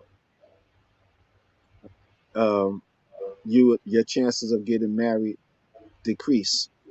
I mean, I've seen documentaries of matchmakers in parks in China sitting down with young ladies, and they have their pick of whatever man, they have their pictures and their whole little dossier for every one of them, and they can pick and choose now who they have. That's what comes out of of that type of dynamic, where the survival of the group theoretically is more important than the individual.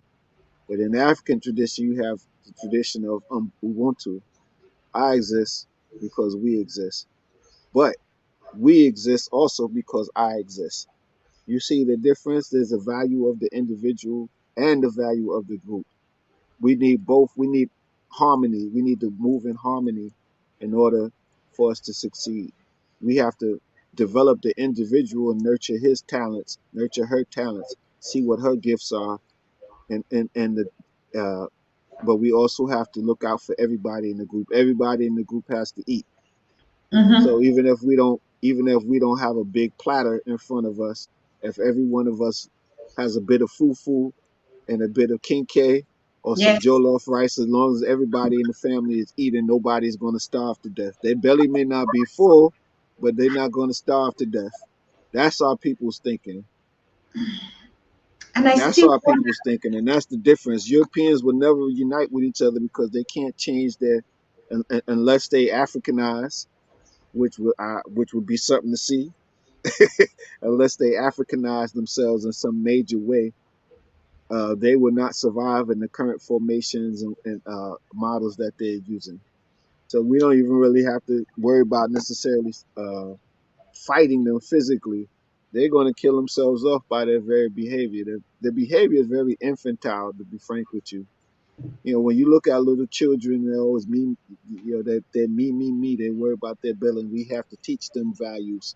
We have to teach them what's important so that they can be able to operate socially. Mm-hmm. But the European culture is very much like that. Me. I. Me. Britain, leave the European Union. Brexit. Me. Catholics. Me. Protestants. Me. French. Over other folks. Me. The Israelis over other folks. Me. Where I can't even hear criticism about myself and my actions, even though I'm dead wrong. Even though I'm dead wrong, you can't criticize me. You're anti me. That's where we are. That's where we are. People think their actions are beyond reproach and can't be criticized constructively, criticized, not just criticizing them to put them down, but constructively criticized so that we can move better in harmony. That's where we are. That's European, that's the Western mindset. And we as Africans need to divorce ourselves from that and get back to our original self.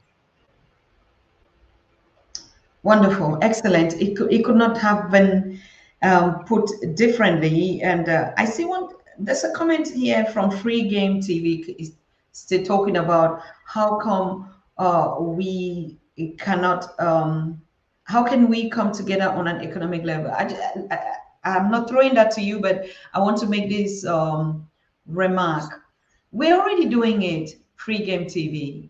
Most of the things we sometimes ask, why are we not doing it? We are doing it, but no one is just talking about it. Most of the things Yes. I've been here in the neighborhood. Like I said, I have an appointment to go live with brother who an African American brother who is doing a hairdresser, and he buys his product, he gets his customers, he gets his goods from Africa. We have African shops here. I mean, they're just enormous. Where do they get their products, their produce from? So we are already connected on economic level, but maybe this space of conversation, this conversation today, we're not showcasing who is doing business with who. And that's why, because we don't showcase, like Brother Asukile is saying, we don't have a media space that actually only brand and show us. On the Pan African Daily, we're coming up, we're building ourselves. I have a lot of feedback of sisters always saying, oh, I think I had a comment the other day. A sister was like, Dr. Susan Tatah, everything that you just present is like Africa is just some gold or diamond and that. But we have our own challenges that you're not talking about. What about Africans killing other Africans? What about us chasing the albino community on the continent? What about us not, abusing ourselves and stuff like that? And I said, yes, sister, you're very correct. But right now, we are mobilizing ourselves. We're talking about our challenges and bringing in these solutions. We have authors that have written about all this. These are our internal affairs that we'll have to deal with. That's a fact. Being to say that we're motivating ourselves on being on that aspect doesn't mean that we don't have, or other communities are also not. But if I go to tell my story to somebody that doesn't have my interest, would never cure me, or would never heal me, or would never bring a solution. And that's what we're starting to say. Let us talk about our own challenges and bring African or Africanness and African centric or Afrocentric or whatever you call it as a solution to us. Because, like brother is saying, we can model any other, but no other person was created like us. If you are a woman, you're a black woman.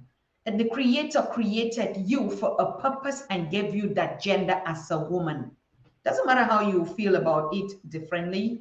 I was made to be the mother of the community so I can bear children. And that was why I was given a womb to carry children.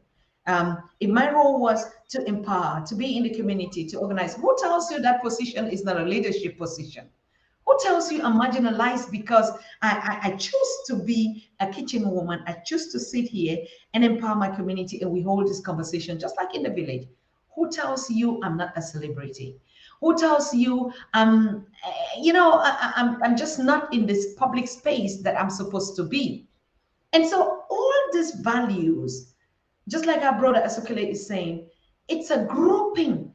It's where we put our interest, is where I put my passion, is where I put my focus.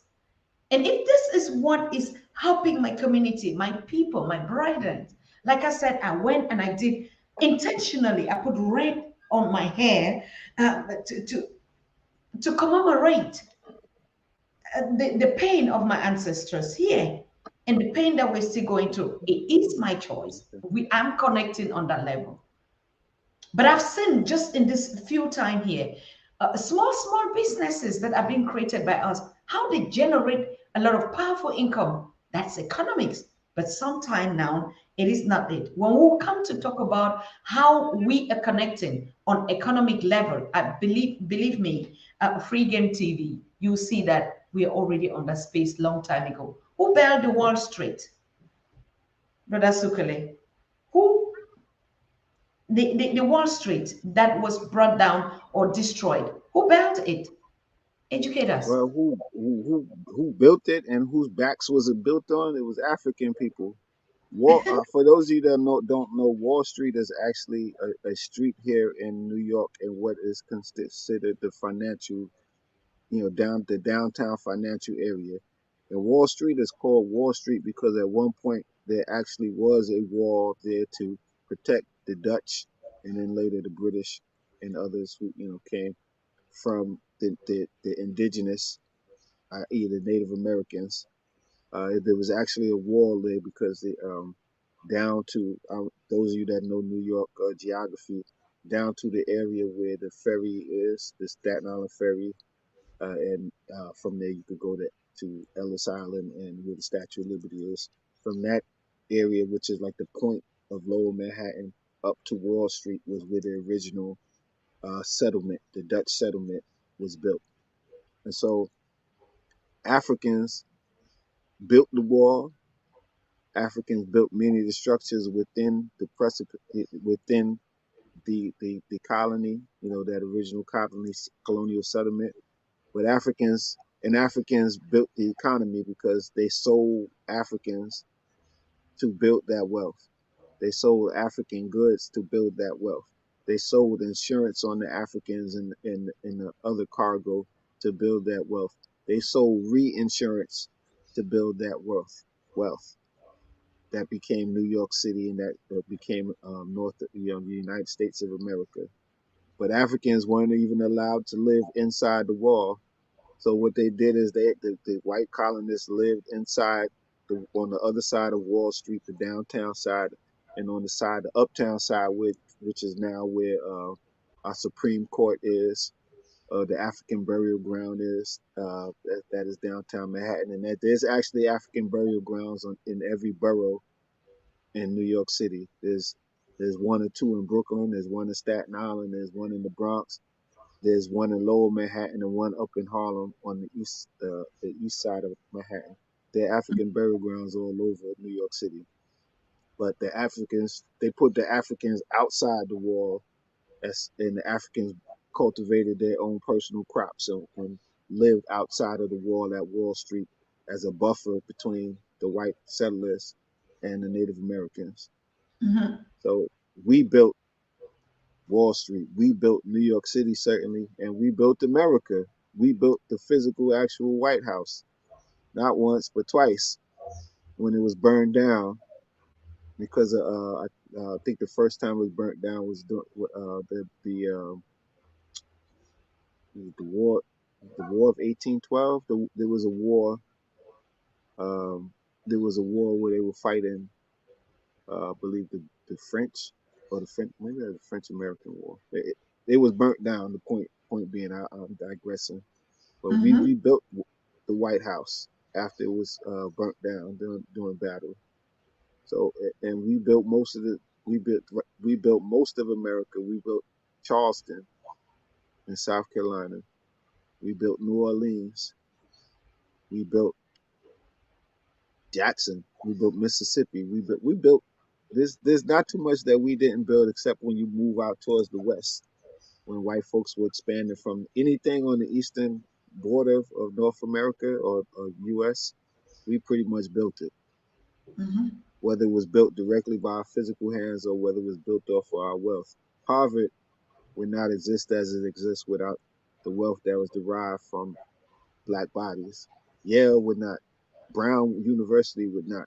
And so many others, which now are doing, they have studies looking into how how they gained from enslavement, whether it was people that passed away and left some slaves or some property in their Mm-hmm. will to the universities, whether it was actually having slaves work on the campuses, building the campuses, and taking care of the grounds.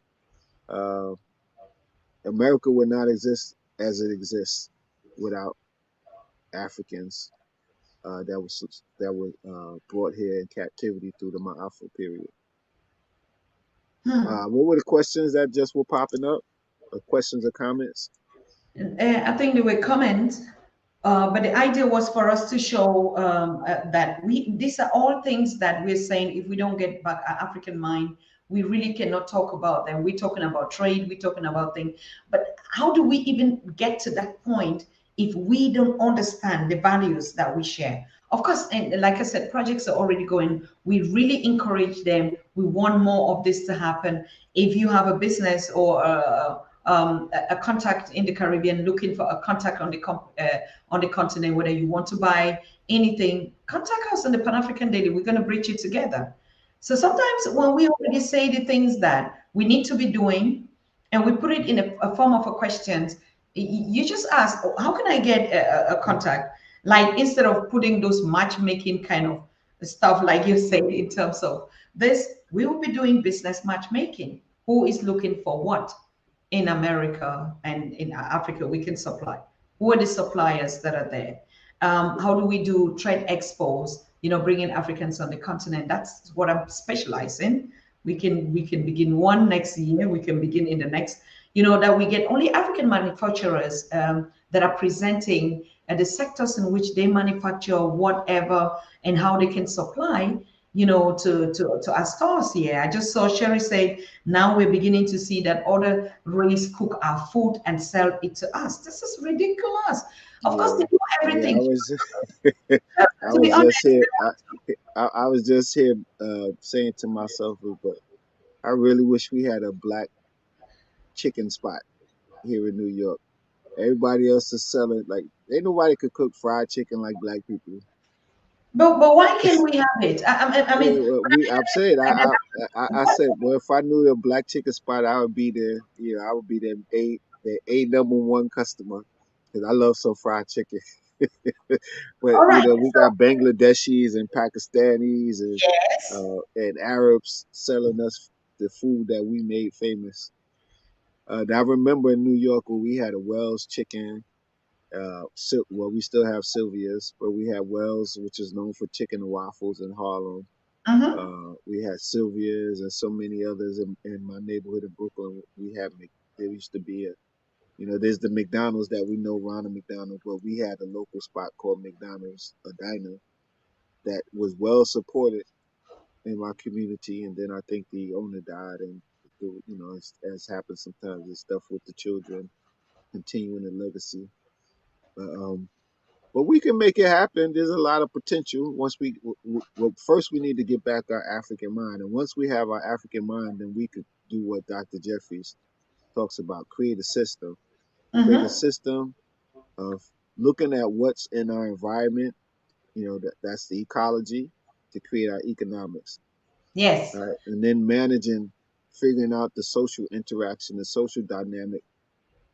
We create our political structure based on our observance of what would work best for us in terms of interacting with each other as a group and as different groups, like blacks in New York, blacks in South Carolina, blacks in California, and so forth.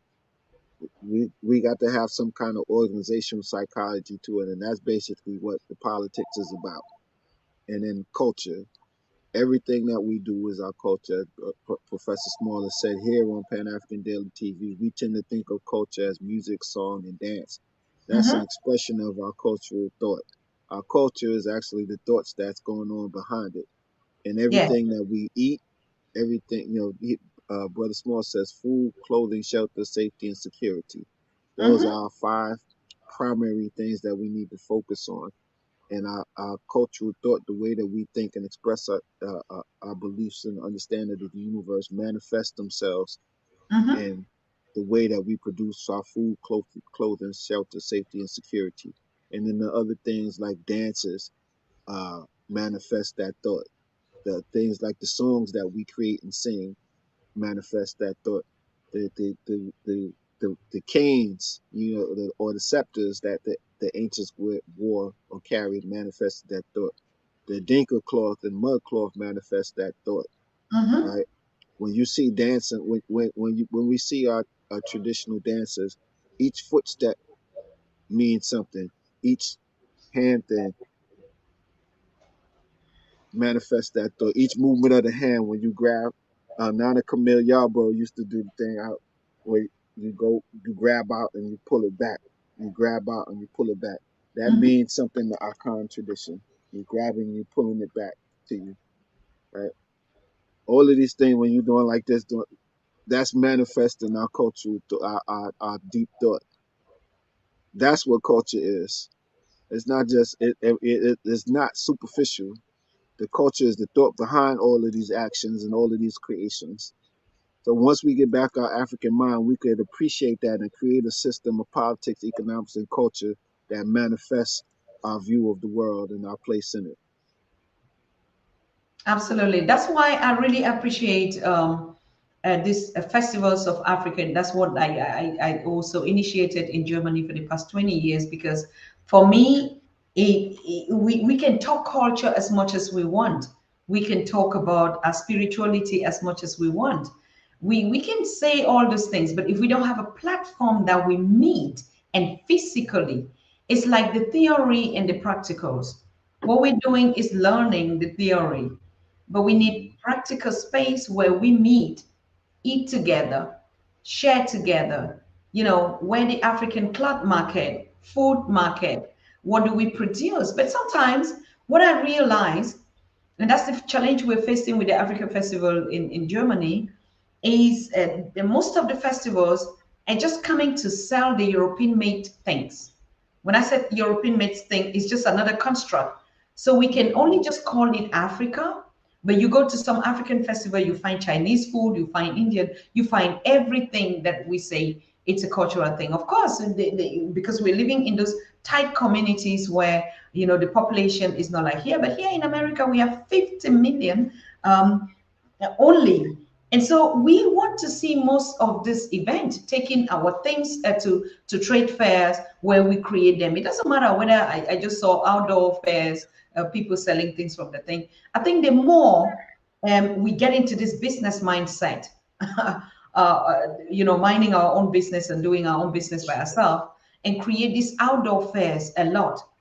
It doesn't only commune us together, but it brings that aspect of face-to-face meeting, body touching, dancing with another. It's a spiritual circle that has to be rotational. And I can't wait, because immediately we finish registering the Africa We Want Network here, our town here, we're going to be exhibiting we bridging the continent together, bringing manufacturers, because there are a lot of things. It's easy to just sit, Brother Asukile, and say, why don't we do business with one another? We're not connected. It's a word, like you said, it's a word. Let's do business together. Now let's put it into practice before you begin to see the challenges in the sector. And now we go to Macy's stores here. We find African print, the what we call the ankaras. You know, like these are African designs, material, stuffs, cotton. The way we design the plant, the typical African root tree, the hibiscus plant. These are all stuffs that represent us on our fabric. But we're seeing this stuff now in Macy's. Macy's is not black owned, and if they tell you the price at which we get it, so it's also intentional that black businesses are being robbed from us. They seize them from our hands, you know, and put them into such places and just put a tag on it. And you see Africans going around like, you know, I bought this from Macy. No, go to the township in Accra Market, in Lagos, in Yaoundé, in every place you get it. And I believe, like as Cheryl is saying, where do we have a black supermarket? Where do we really have this? You enter into it like the Brunigans and stuff like that. You go to one side, it's a restaurant, it's a hair barber shop, it's a cleaning, it's everything. And now, so coming together, that's the way we bring in these departmental things through festivals of African culture in all aspects. We are just saying, not just festival is the festivity, the manifestation of our dances and stuff like that, but the expos. The expos is the exhibitions where we bridge continentals and the diaspora through products, through handmade things. And really, we intentionally buy. We intentionally buy them. Because some of these platforms, people come, oh, we don't, we wear our Gucci's, we wear our brands, our Michael Kors, and come to them. Normally in the spaces, oh, you dress African, you cannot step your leg there when you are not putting on an Ankara, or you're putting on a mud cloth, or you're putting on, that's what we call a traditional fair. Go to a China fair, please, people. Go to a China fair. You're not going to see anything that looks like African in it.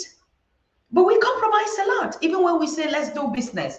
What does it mean? I'm an African on the continent. I go to Dubai. I buy all this Dubai made thing, and I come to the continent and to sell. Yes, it's business, but when we talk about our own businesses, it should be intentional. I get to a place where we eat our fufu, or we eat it's there, and I go intentionally because I know I want to put money in the space. I know I want to get something that is valued, something that is identity. So it's easy. It's really just easy to say Caribbean and the continent, and we do things like that. But now let us go to the field and do it. Let us begin to build those platforms. We want to know trade fairs that are looking for manufacturers for products from the continent. A lot of Africans on the continent can ship containers now. In the past, or even in the present, they ship a lot to China, to India, to Japan. And that's why they take that market from us, because who are the ones buying those things there? They are the Africans that are in these communities that are looking for their identity, that are identified. It's not the white people that buy it that much, okay? They can buy just souvenirs to say, okay, you know, I like the stuff. So when we say we own in our own, or most African businesses that are open, do you shop from them? Do you buy from them? Do you really go intentionally to say, this is where I want to put my money? So it's a lot. Just saying we do business together is easy. But when these platforms are created, how do we support them? How do we put our money there? How do we engage? Well, there's plenty of there are plenty of opportunities if we just look. Uh, uh, Africa is a place of mineral and creative wealth, Mm-hmm. where we just have to look and see. We have for instance, there's the opportunities for us to engage us in the diaspora to engage in Africa and the Caribbean through something like micro loans, right? You may Mm-hmm. have, like in America, $200 is nothing, right? But with $200, you could if you could send a loan to one or several people on the continent, to young people to create their own business. That $200 will do a lot to help them to start their own business and take care of themselves and their community. So a modern notion of something like that could go far. There's opportunities. Um, doc, I'm sitting here in Dr. Jeffrey's house, and Ghana has this thing, Beyond the Return. Now they had the Year of Return in 2019, and now they have a Beyond the Return and Destination Ghana program that they are working on to encourage tourism, but also to encourage trade and investment in Ghana. Right, there's plenty of opportunities for us in the diaspora to interact in that way. But even the older methods of people that people have utilized, trying to go buy property, for instance. There's opportunities for us to return home now, to repatriate, but we have to have integrity. We have to have honor. Again, we have to return to our values. I know plenty of people on this side that have sent money thinking that they're going to build a home in Ghana, and they come back and their money is gone and they have no rights to the property. But again, they think part of the problem with that is they're thinking with a European mind. In Ghana, you just can't buy. Well, to my knowledge, I could be wrong. You just can't buy land. The land is not tied to, like here in America. When we think of real estate, we think of the land being owned by one person or a corporate entity, and they can sell us the rights to the land, and it becomes ours. That's not the thought in Africa. The land is tied to a peoples. The land is tied to ethnic groups, or it should be. Some of that is being taken away, unfortunately. So a lot of people are selling rights to land to people over here, and we come with a European mentality, and then we come back and we find out, we talk to the traditional elders or those who really control the land, that the person that sold that land had no authority to sell that land to you. So you don't have any land when you go over there. We have to reclaim our African mind again. If we claim that we'll understand even why the why the Chinese in particular are going into Africa. Many places in Africa, the land is inherited through the female line, and the Asians, again, because they have surplus men and too few Asian women, they can't get married. So they're going to Africa to get wives. And when they marry into those African families, that gives them, or at least their children, some tie or some claim to the land. So it's very, very. I don't know if the Chinese were intending that when they first created this idea of the one child plan, but how they're using it now is very ingenious. They're sending all these little Chinese men into Africa, into Jamaica, and all these other places, and they're marrying Jamaican women and Ghanaian women and Nigerian women, wherever they are, or at least having children with them. And so now they have a claim, they have a tie to a right to the land. So they understand our culture more than we do. No, And I don't think. these white folks study our culture, even if they can't fully grasp it. They spend fortunes sending people to analyze African people and African culture here, certainly in America for their marketing, but definitely in Africa. You know who has one of the largest libraries on African people all across the world? Guess, Sister Tata. Guess who has probably the largest library of intelligence on African people? Who is that? Intelligence meaning information. The CIA. The Okay. CIA puts out a book of the CIA has handbooks for every country in the world, especially the African countries. The handbook tells you what the population is. It tells you what the ethnic groups are. It tells you how much arable land, meaning land that you could grow on. It tells you how much water is there. It tells you if there's desertification is an issue there. It tells you the political groups and what the political what the political play is, how these forces are interacting. They tell you when the country when the colony was found. It tells you the whole history of every country on the African continent, and they have a handbook for each country on the continent. So Yes. Yeah, that's what we study, demographics and population facts and figures and stuff like that. I just want to come back to the space where you said the mentality of the Chinese going to the continent and getting married and earning those kind of rights. That is an abuse on the African culture. That's not an African culture, the people they deal with.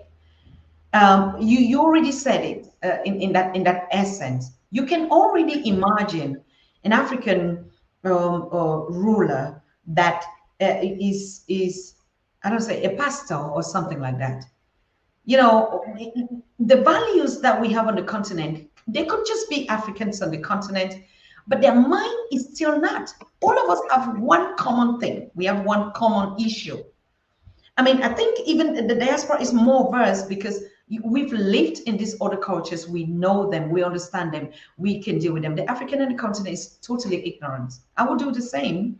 And they would leave their continent thinking that what they see is like that, because the reality on the spot, they don't have a two-way side of saying things. They just have a one view, right? That has been fed into it.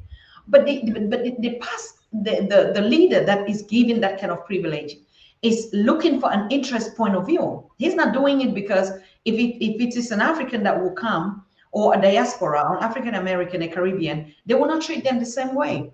But they already marginalized in their mindset to say, first, just a white color or brown or something mixed Chinese.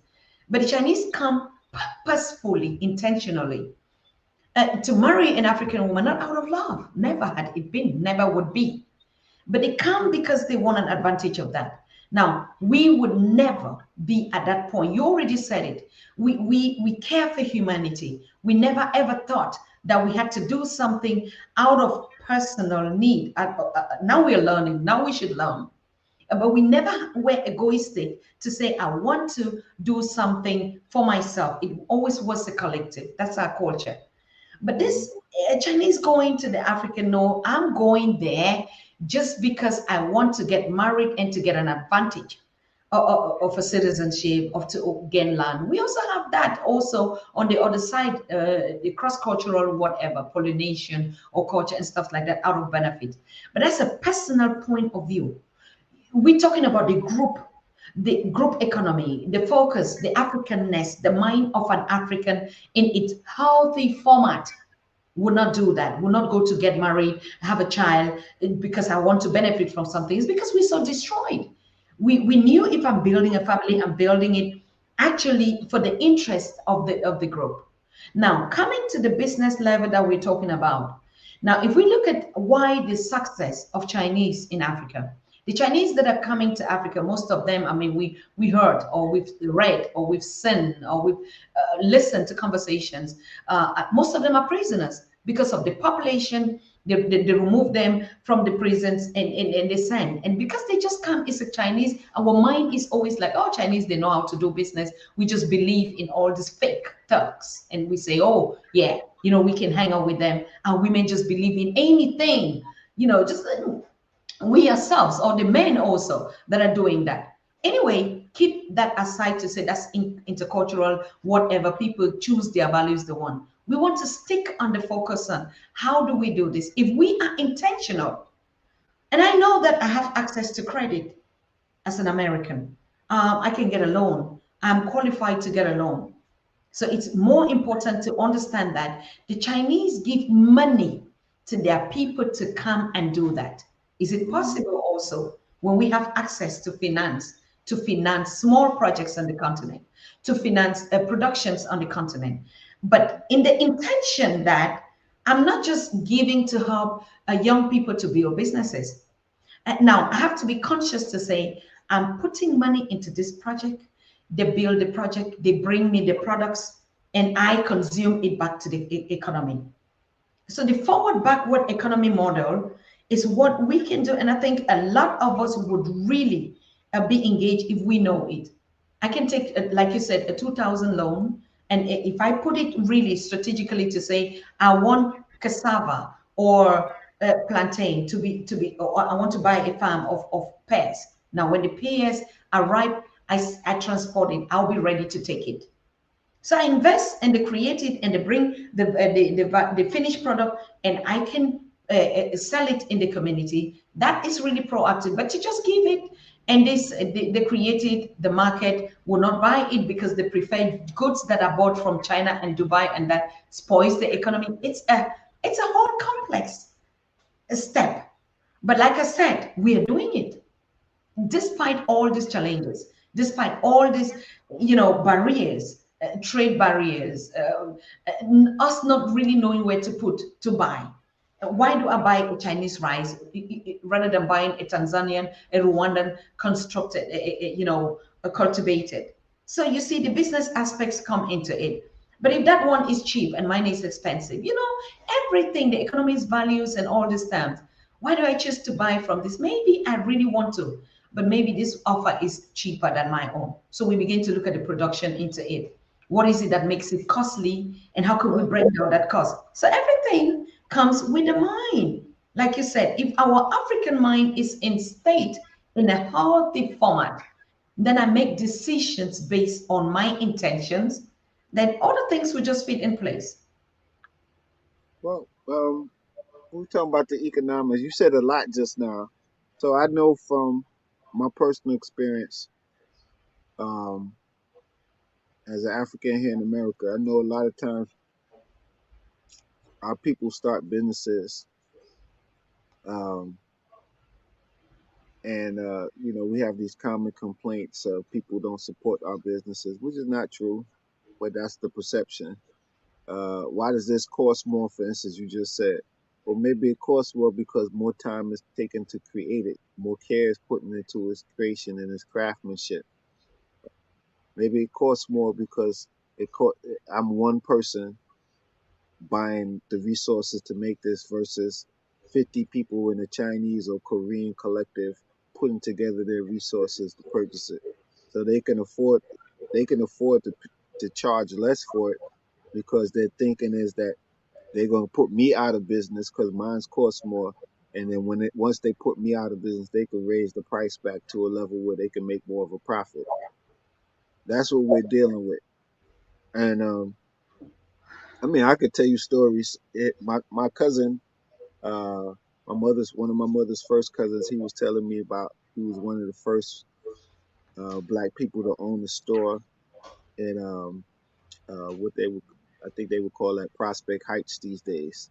Mhm. Uh, Washington Avenue here in Brooklyn. Well, I'm not in Brooklyn. I'm in Dr. Jeffrey's house in Teaneck, but you get the point. But he said the mafia, La Cosa Nostra, actually sent somebody to visit him uh, and tell him they don't want his his store basically in the area. Not because he was doing anything in the store, but simply because he was black. And I know from my lifetime, I've seen situations where people. Another cousin of mine owned a Linux Lounge. In one year, they tried to raise his rent from $10,000, whatever is $10,000 a month or a year, to 20. They doubled it to $20,000, and Mhm. tried to price him out of the space. And they did price him out of the space because he couldn't afford to pay that rent. But another thing that they did at the same time, they tried to take his space over. Now, the Linux Lounge, for those you don't know, is a world famous jazz lounge, African American owned. It used to be a mafia run speakeasy back in the 20s and 30s. But my cousin, this is one of my grandmother's first cousins now. In the 70s, he purchased the property, or 70s or 80s. He purchased the property, which was basically left dormant for, the business was closed. The gate was shuttered. He put his money into it. It had this back room called the Zebra Room, which had this zebra stripe interior on all the banquettes. He put his money, him and his wife put the money into investing to go find somebody to replicate that original zebra print fabric that covered all the banquettes. Um, he redid all the interiors and opened it up, and they had jazz and other music depending on the night of the week. They had an Mhm. excellent kitchen, excellent chef, and then it was a bar. And what they did is they tried to price him out of business by raising the rent. so that they could bring a white person from downtown that knew how to run a restaurant and a white person from downtown that knew how to run like a bar music club. Mm-hmm. And but yeah, he outsmarted them. He took everything that he put in it out before he left the space so that they couldn't utilize what he did. And he wound up having to go to court with them, of course, because they tried to claim that that was part of the original, that was part of the property, where he argued that that was his blood, sweat, and tears that went into the material, so that belonged to him. The building Mm-hmm. belonged to y'all. But the other thing that they have been doing for years, and we have to understand that these people are not our friends, even the people that pretend that they're sometimes our friends that we like to call Jewish. And this is what Kanye was trying to say, but it's coming out rather radically. As a place that plays jazz, there's several other jazz clubs in New York City. Most of them are run by Jewish people. Most of the talent agencies that do the bookings are controlled by Jewish people. So they would tell artists that if you play at the Lenox Lounge, all these other venues that check now the Lenox Lounge was relative for what you could get there artistically and music wise, it was relatively inexpensive. If Mm-hmm. you went to the Village Vanguard for the type of show that you got at the Lenox Lounge for about $20 in a dinner, you would be paying $75 to $100, if not more, just to come in and stand up. That's not sitting at a table or eating dinner. So they would tell the musicians, if you play at the Lenox Lounge, we would not be able to book you at these other more lucrative spaces where you could get paid more. But my cousin was lucky because he had an established long-term relationship with several of our black jazz greats in the New York area. So he had uh, um, Patience Higgins and his trio. He had a father and son team that I forgot what the name of they are now. It's been a while since that was like 2004, 2005. I was the night one of the night managers there, so I got to see it firsthand myself, assist to him. He had people that he had a very close tie with uh, jazz artists in the Harlem community, so he was able to navigate around this unofficial blockade, white, what they call it? They call it black something, black balling, but the white balling of him. And that's Mm-hmm. how he was able to keep his business going until the point where they doubled his rent from $10,000 to $20,000. Now, most people don't know these things, and they think that when black folks go out of business, they think it's because they didn't have enough capital, or they didn't know how to manage a business, or they had poor customer service, which some black businesses could use work on, right? But we go inside the Chinese restaurant, and they ignore us, or we tell them don't put something, and they put it in it anyway, like we didn't give them a clear instruction. We go to everybody else and they treat us badly, but we'll comment on a black person that might be having a bad day in their business, you know, Yeah. as if that's more spectacular than the treatment that everybody else has been giving us. So we've been doing a lot. I know a lot of black artisans. I know that black folks are creating their own paper towel and paper Oh yes. products. Black Mm. people are creating that well, there was one brother that had a whole set. Dr. Clark used to say black people don't even make their own underwear. Well, in the '90s, there was a brother that made underwear. He made your briefs, a T-shirt, and a hat, a hat, like a night hat, like a wave cap for people that get finger waves. Uh, we have people that make underwear. We have people that creating our toiletry needs. We have certainly a lot of people, artisans that are creating shea butter and health and beauty products and jewelry. Uh, we need to look at all of our needs in the roundabout. And we can't say that we don't have black people in the tech room, because most of the things that went into the modern phone, and certainly the modern cell phone, certainly our modern video games and stuff, were created by black people, but they were working for white corporations, or their patent was bought by a white corporation that saw the potential to use that patent with other patents to create this device.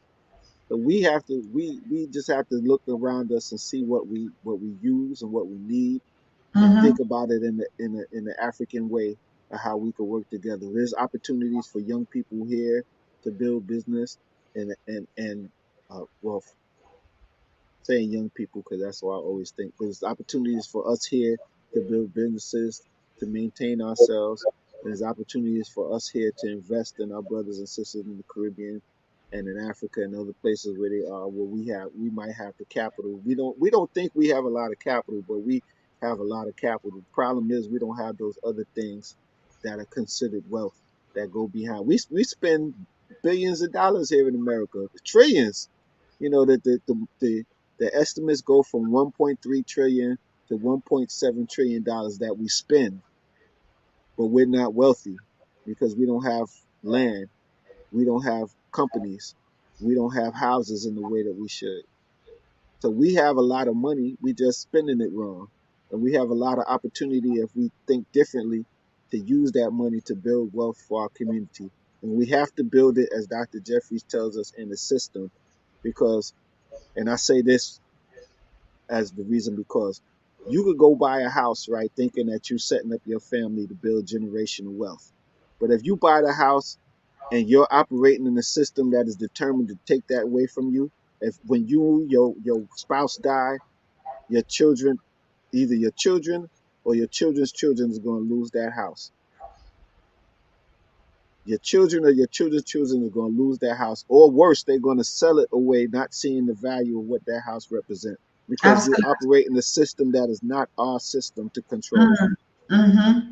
So your individual plans to build generational wealth that y'all have, the buying credit lines, uh, uh, uh, uh, buying stuff that'll raise your credit, from a 400 to a 700. All these different plans and schemes y'all got as individuals to build generational or family wealth is not going to work because you fail to see that you need a system of support to maintain that wealth in our families. And you have to operate with other families and as a community to make sure that the wealth stays in the community. That's where, if we want to look at Jews, that's where we could admire Jews, because Jews have figured out that once we buy a property, that property needs to stay in Jewish hands. And I may not want it, but I could swap another property that I do want in another place with another Jewish person and give them this property that they may want. And that's how they keep wealth in their community. They understand that once it's ours, we're not letting it go. That's what we can admire about Jewish people. But sometimes some of the other values that they have, they're far and apart from what we should be believing as African people.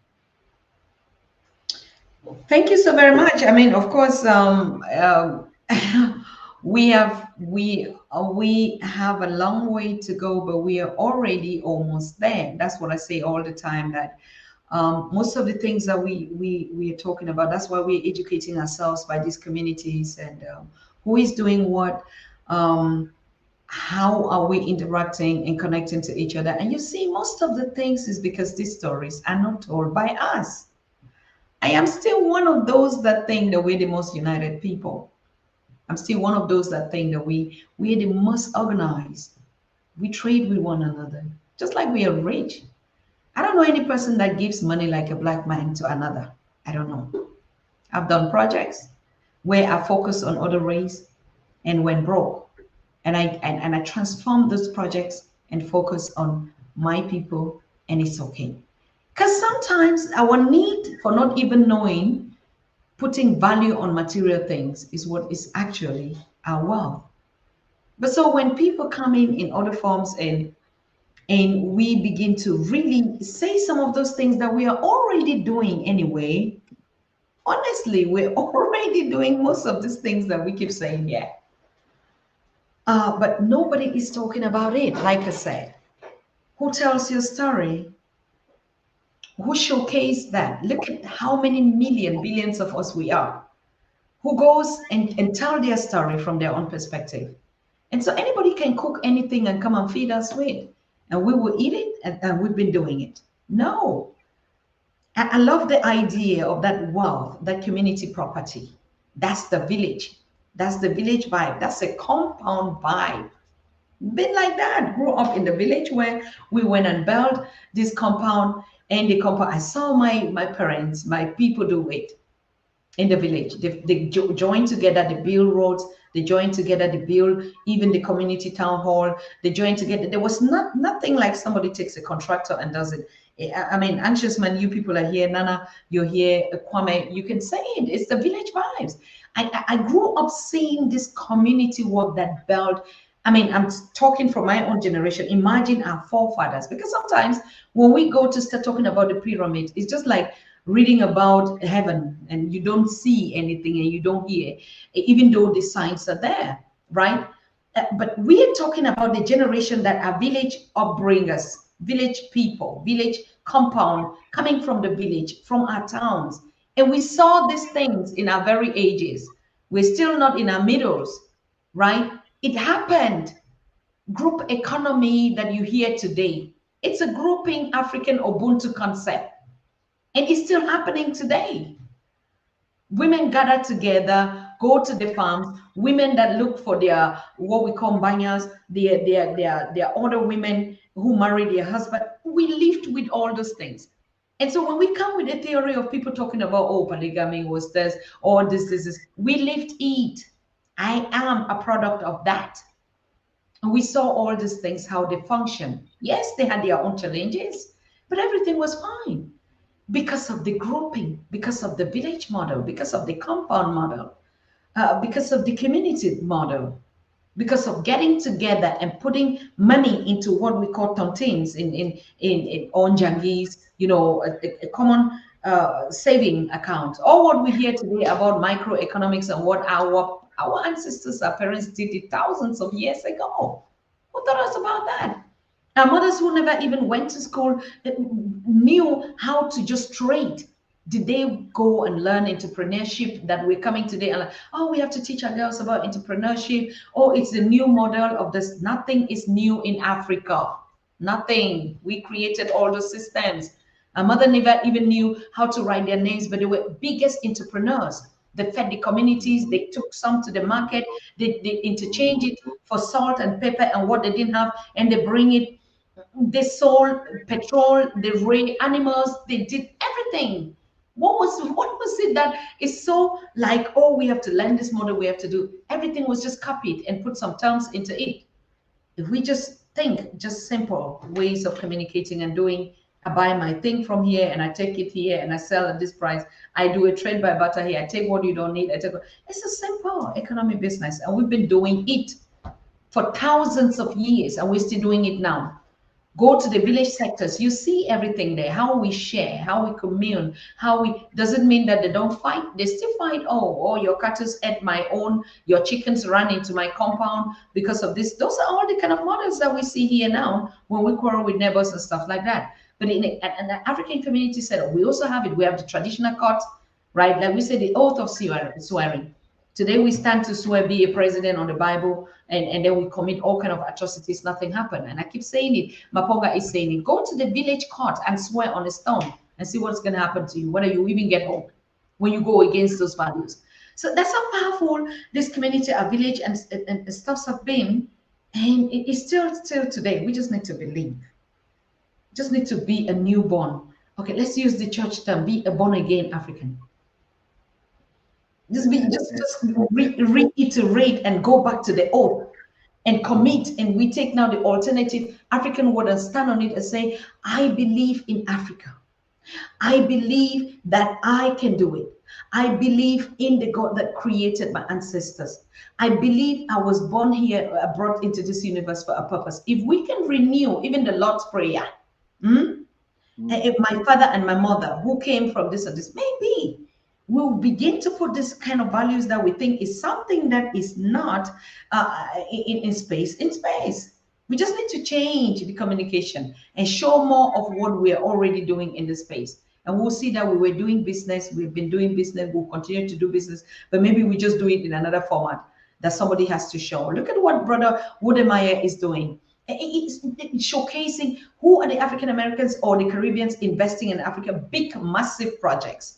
How do we not work with each other? It's just somebody, we need to reproduce all these platforms into all corners. So I'm calling on you. I'm here. And I know a lot of people who reach out to me like, Dr. Tatah, how can I be on your show? I'm an American. I want to report about my community. And I say, send me your project. We have all the tools and technology we need. Record it, tell us your story, drop it in the Pan African Daily TV WhatsApp group. We're going to bring your story on.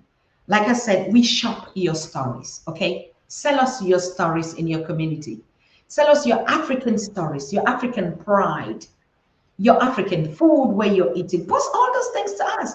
The moment we begin to populate a space with all this, before you know it, all these things that we're talking about, we already did it. Our ancestors did it. Our generation is doing. Brother Asukile is doing it, taking care of the elders, profiting and benefiting. I mean, brother, I admire and I envy you just being in the Dr. Jeffries around all these elders. Tell me, round it up with just one statement how it is to be a son and a caretaker, someone that takes care of this kind of caliber of personalities. What is your conclusion? Wow. It's powerful, it's inspiring, Yes. it's humbling, Mm. it's learning, constantly learning. Even stories that I hear him say 1,000 times every time he says it, I hear something I didn't hear before. It's a privilege to have been able to be exposed to. I mean, wow. Like if you pick up any book from the 80s or 90s that was popular in our bookstores, more often than not, I know those people. I met them personally. I've sat in their presence. I sat at their feet, as they say. I've been as exposed to conversations I would have normally have never been exposed to see exactly what kind of beast we're dealing with. I'm thinking particularly in the case of our ancestor Gil Noble. I was there as a young person in the ABC TV offices when they told him that basically they were not going to allow him to train somebody to take over his TV show like it is once he could retire. So he wanted to raise somebody up so that they could take over hosting the show and running the show. And they had tried to shut down the show several times, but because of community activists like CMOTAP and United African Movement and others that protested, they couldn't shut down the show. Mm-hmm. So what they basically did was a war of attrition on us. They knew that he couldn't be there forever and that he would have to retire. And our young people need to understand this story. When you have a Gil Noble, when you have a Bob Law, when you have a Bill McCreary, uh, when you have a Gus Hittingsburg, these are all people that ran TV shows, Positively Black, The McCreary Report, Like It Is, Soul, that was a show on Channel 13. All of these shows and these what they call public affairs shows that they dealt with topics in the black community from our perspective. All of these shows, the journalists that were on TV that were black in the 70s, the John Johnsons, the Gil Nobles, the what's that woman name? It was Brenda something here in New York. All of these people got into were able to be on TV because the black community demanded representation, and the only way that they could get rid of them was when the black community stopped demanding what they needed. So, I mean, in terms of working with this beast, if we're going to get anything, we have to never stop demanding what we need from these beasts. And we pay taxes. So let's be clear, they're not giving us anything. We pay taxes, and legally the airwaves are controlled by that are owned by, rather, the airwaves over a particular country are owned by the citizens of that country. So when they sell these rights to Sirius, FM, or WABC or WCBS or Comcast or Optimum, they're selling what belongs to us. So we have a right to demand in turn for use in exchange for use of those airwaves, you have to put some representation that really represents us, that represents us honorably, that represents us nobly, that represents our dignity, not ratchetness, not niggerish behavior, not bourgeois Negro mentality. You have to show the beauty of us. Mm-hmm. Right? We have the right to demand that as people. We've stopped demanding and we stopped forcing those agencies that used to maintain some sort of a level of decorum on air, like loving basketball and power and all these things. When I was a kid, you could never see stuff like that on TV because they would get banned by the federal. I forgot. I think no, it's not the FTC, whatever it is, the agency that controls the radio and TV airwaves and what's played on them on behalf of the quote unquote U.S. citizens. You would never get this type of filth on the TV when I was a kid. They wouldn't even show people when it's a husband and wife in the same bed when I was a little kid. There was a law that prevented them from showing a husband and wife in the same bed. So when I used to watch I Love Lucy, and I used to wonder why Ricky was in one bed and Lucy was in another bed. Because by law they couldn't show them in the bed. Now we see all kind of stuff on, you know, people not just sharing the bed, people doing all kind of bizarre things in their bedroom on our public airwaves. And so we have the right to demand if we're going to claim, if you choose to stay involved in this as a citizen, or why you choose to stay involved as a citizen, even while hopefully you're building for a Pan-African world that we control, you have the right to demand certain things for your taxes, for your tax dollars. You have Mm-hmm. the right to vote as long as you're paying taxes, and you pay taxes every time you purchase something. You may not think of it in terms of that, but every time you purchase something, you're paying taxes. So even if you don't pay income tax, you're still paying taxes. You have the right to demand for your tax dollars respect, a seat at the table, uh, power in your own communities, a modern education for your children in these schools that are still teaching on 19th century methodologies. You have the right to protection in the streets.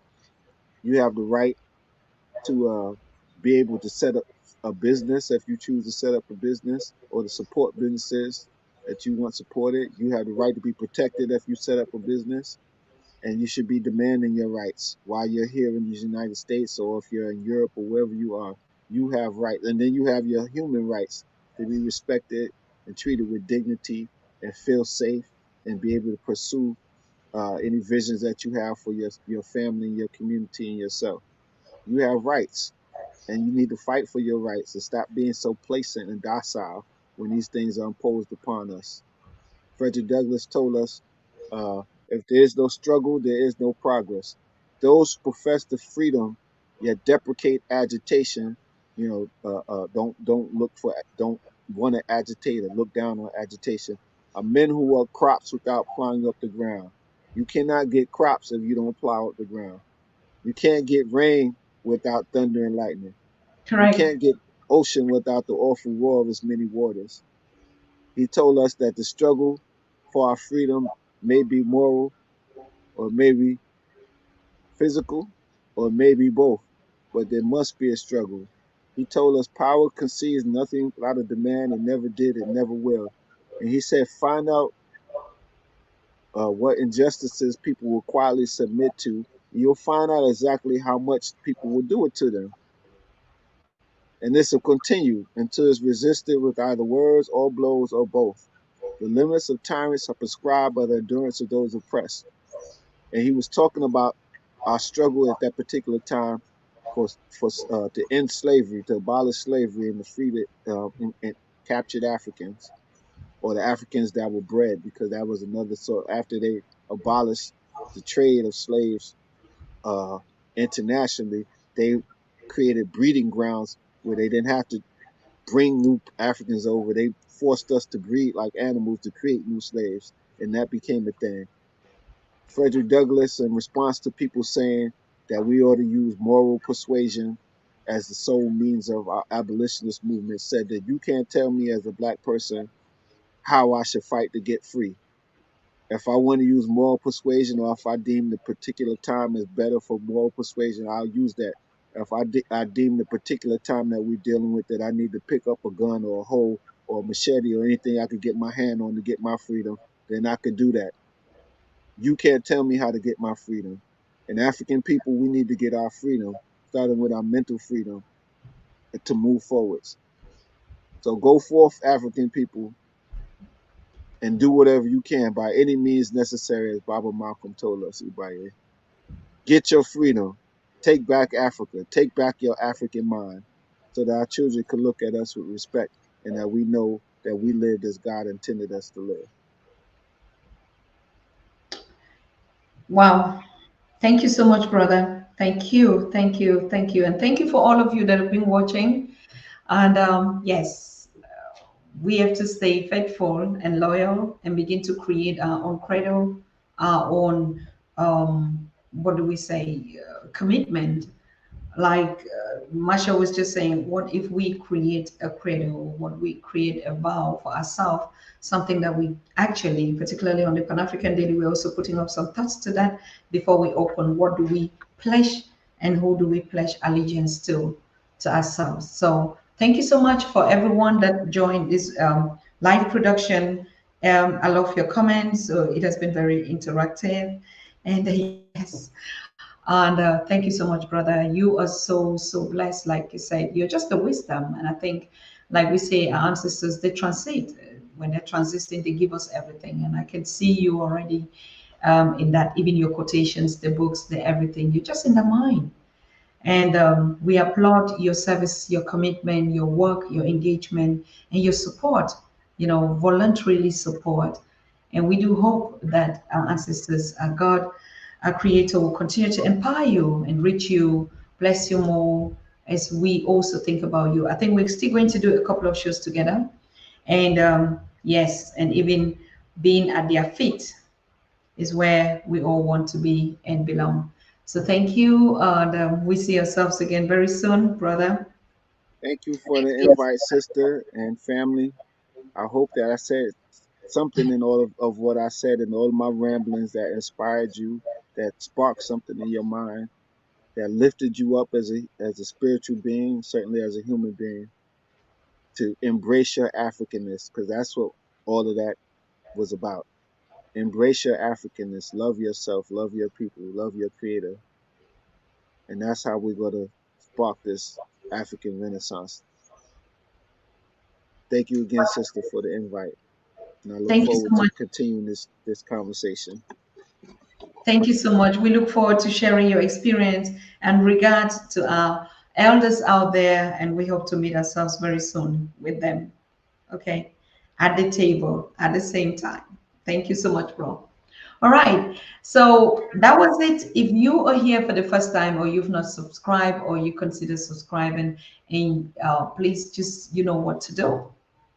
And this is how we do it all the time.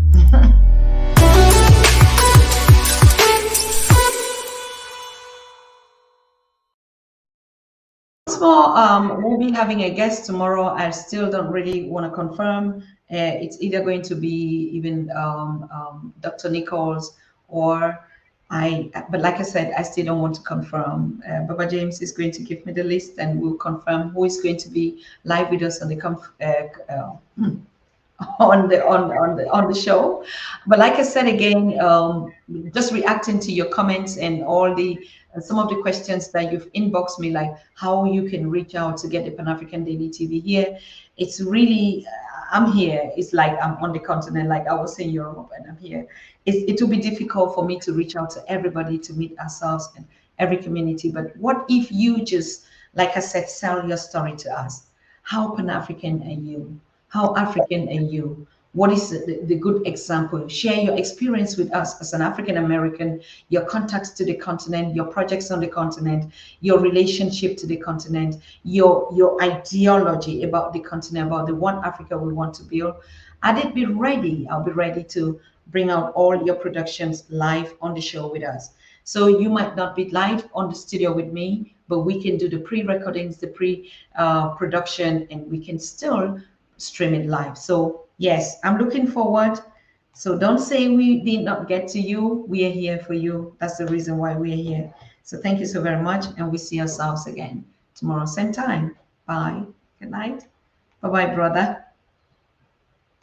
So, thanks to all. After centuries of misguidance caused by slavery, colonization, lack of awareness of our history, and institutional disinformation, a new Africa is on the move, determined and getting organized. Afrika tuko pamoja. Welcome to the United Kingdoms of Great Africa. The United Kingdoms of Great Africa is the credo of the alliance movement of all African intelligences around a common ideal, the unity and development of a strong, conquering and completely de-dogmatized Africa through the channel of a strong organization called the Africa We Want Global. You are an African, Afro-descendant, researcher, historian, scientist, or simply an NGO. You want to be part of this great historical march towards the total freedom of an uninhibited Africa?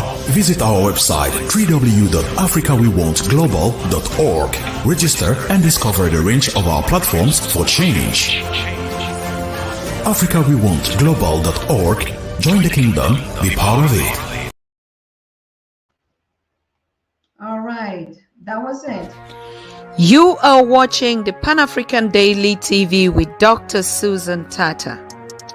The Africa we want: unity, consciousness, our culture, our spirituality, our history. One Africa for Africans worldwide. Motherlands calling its diaspora home. Join my voice, join my team, join my campaign. Campaign 21 hashtag 1 million subscribers on the Pan-African Daily TV YouTube. Be a volunteer. Apply now. Be the new Africa.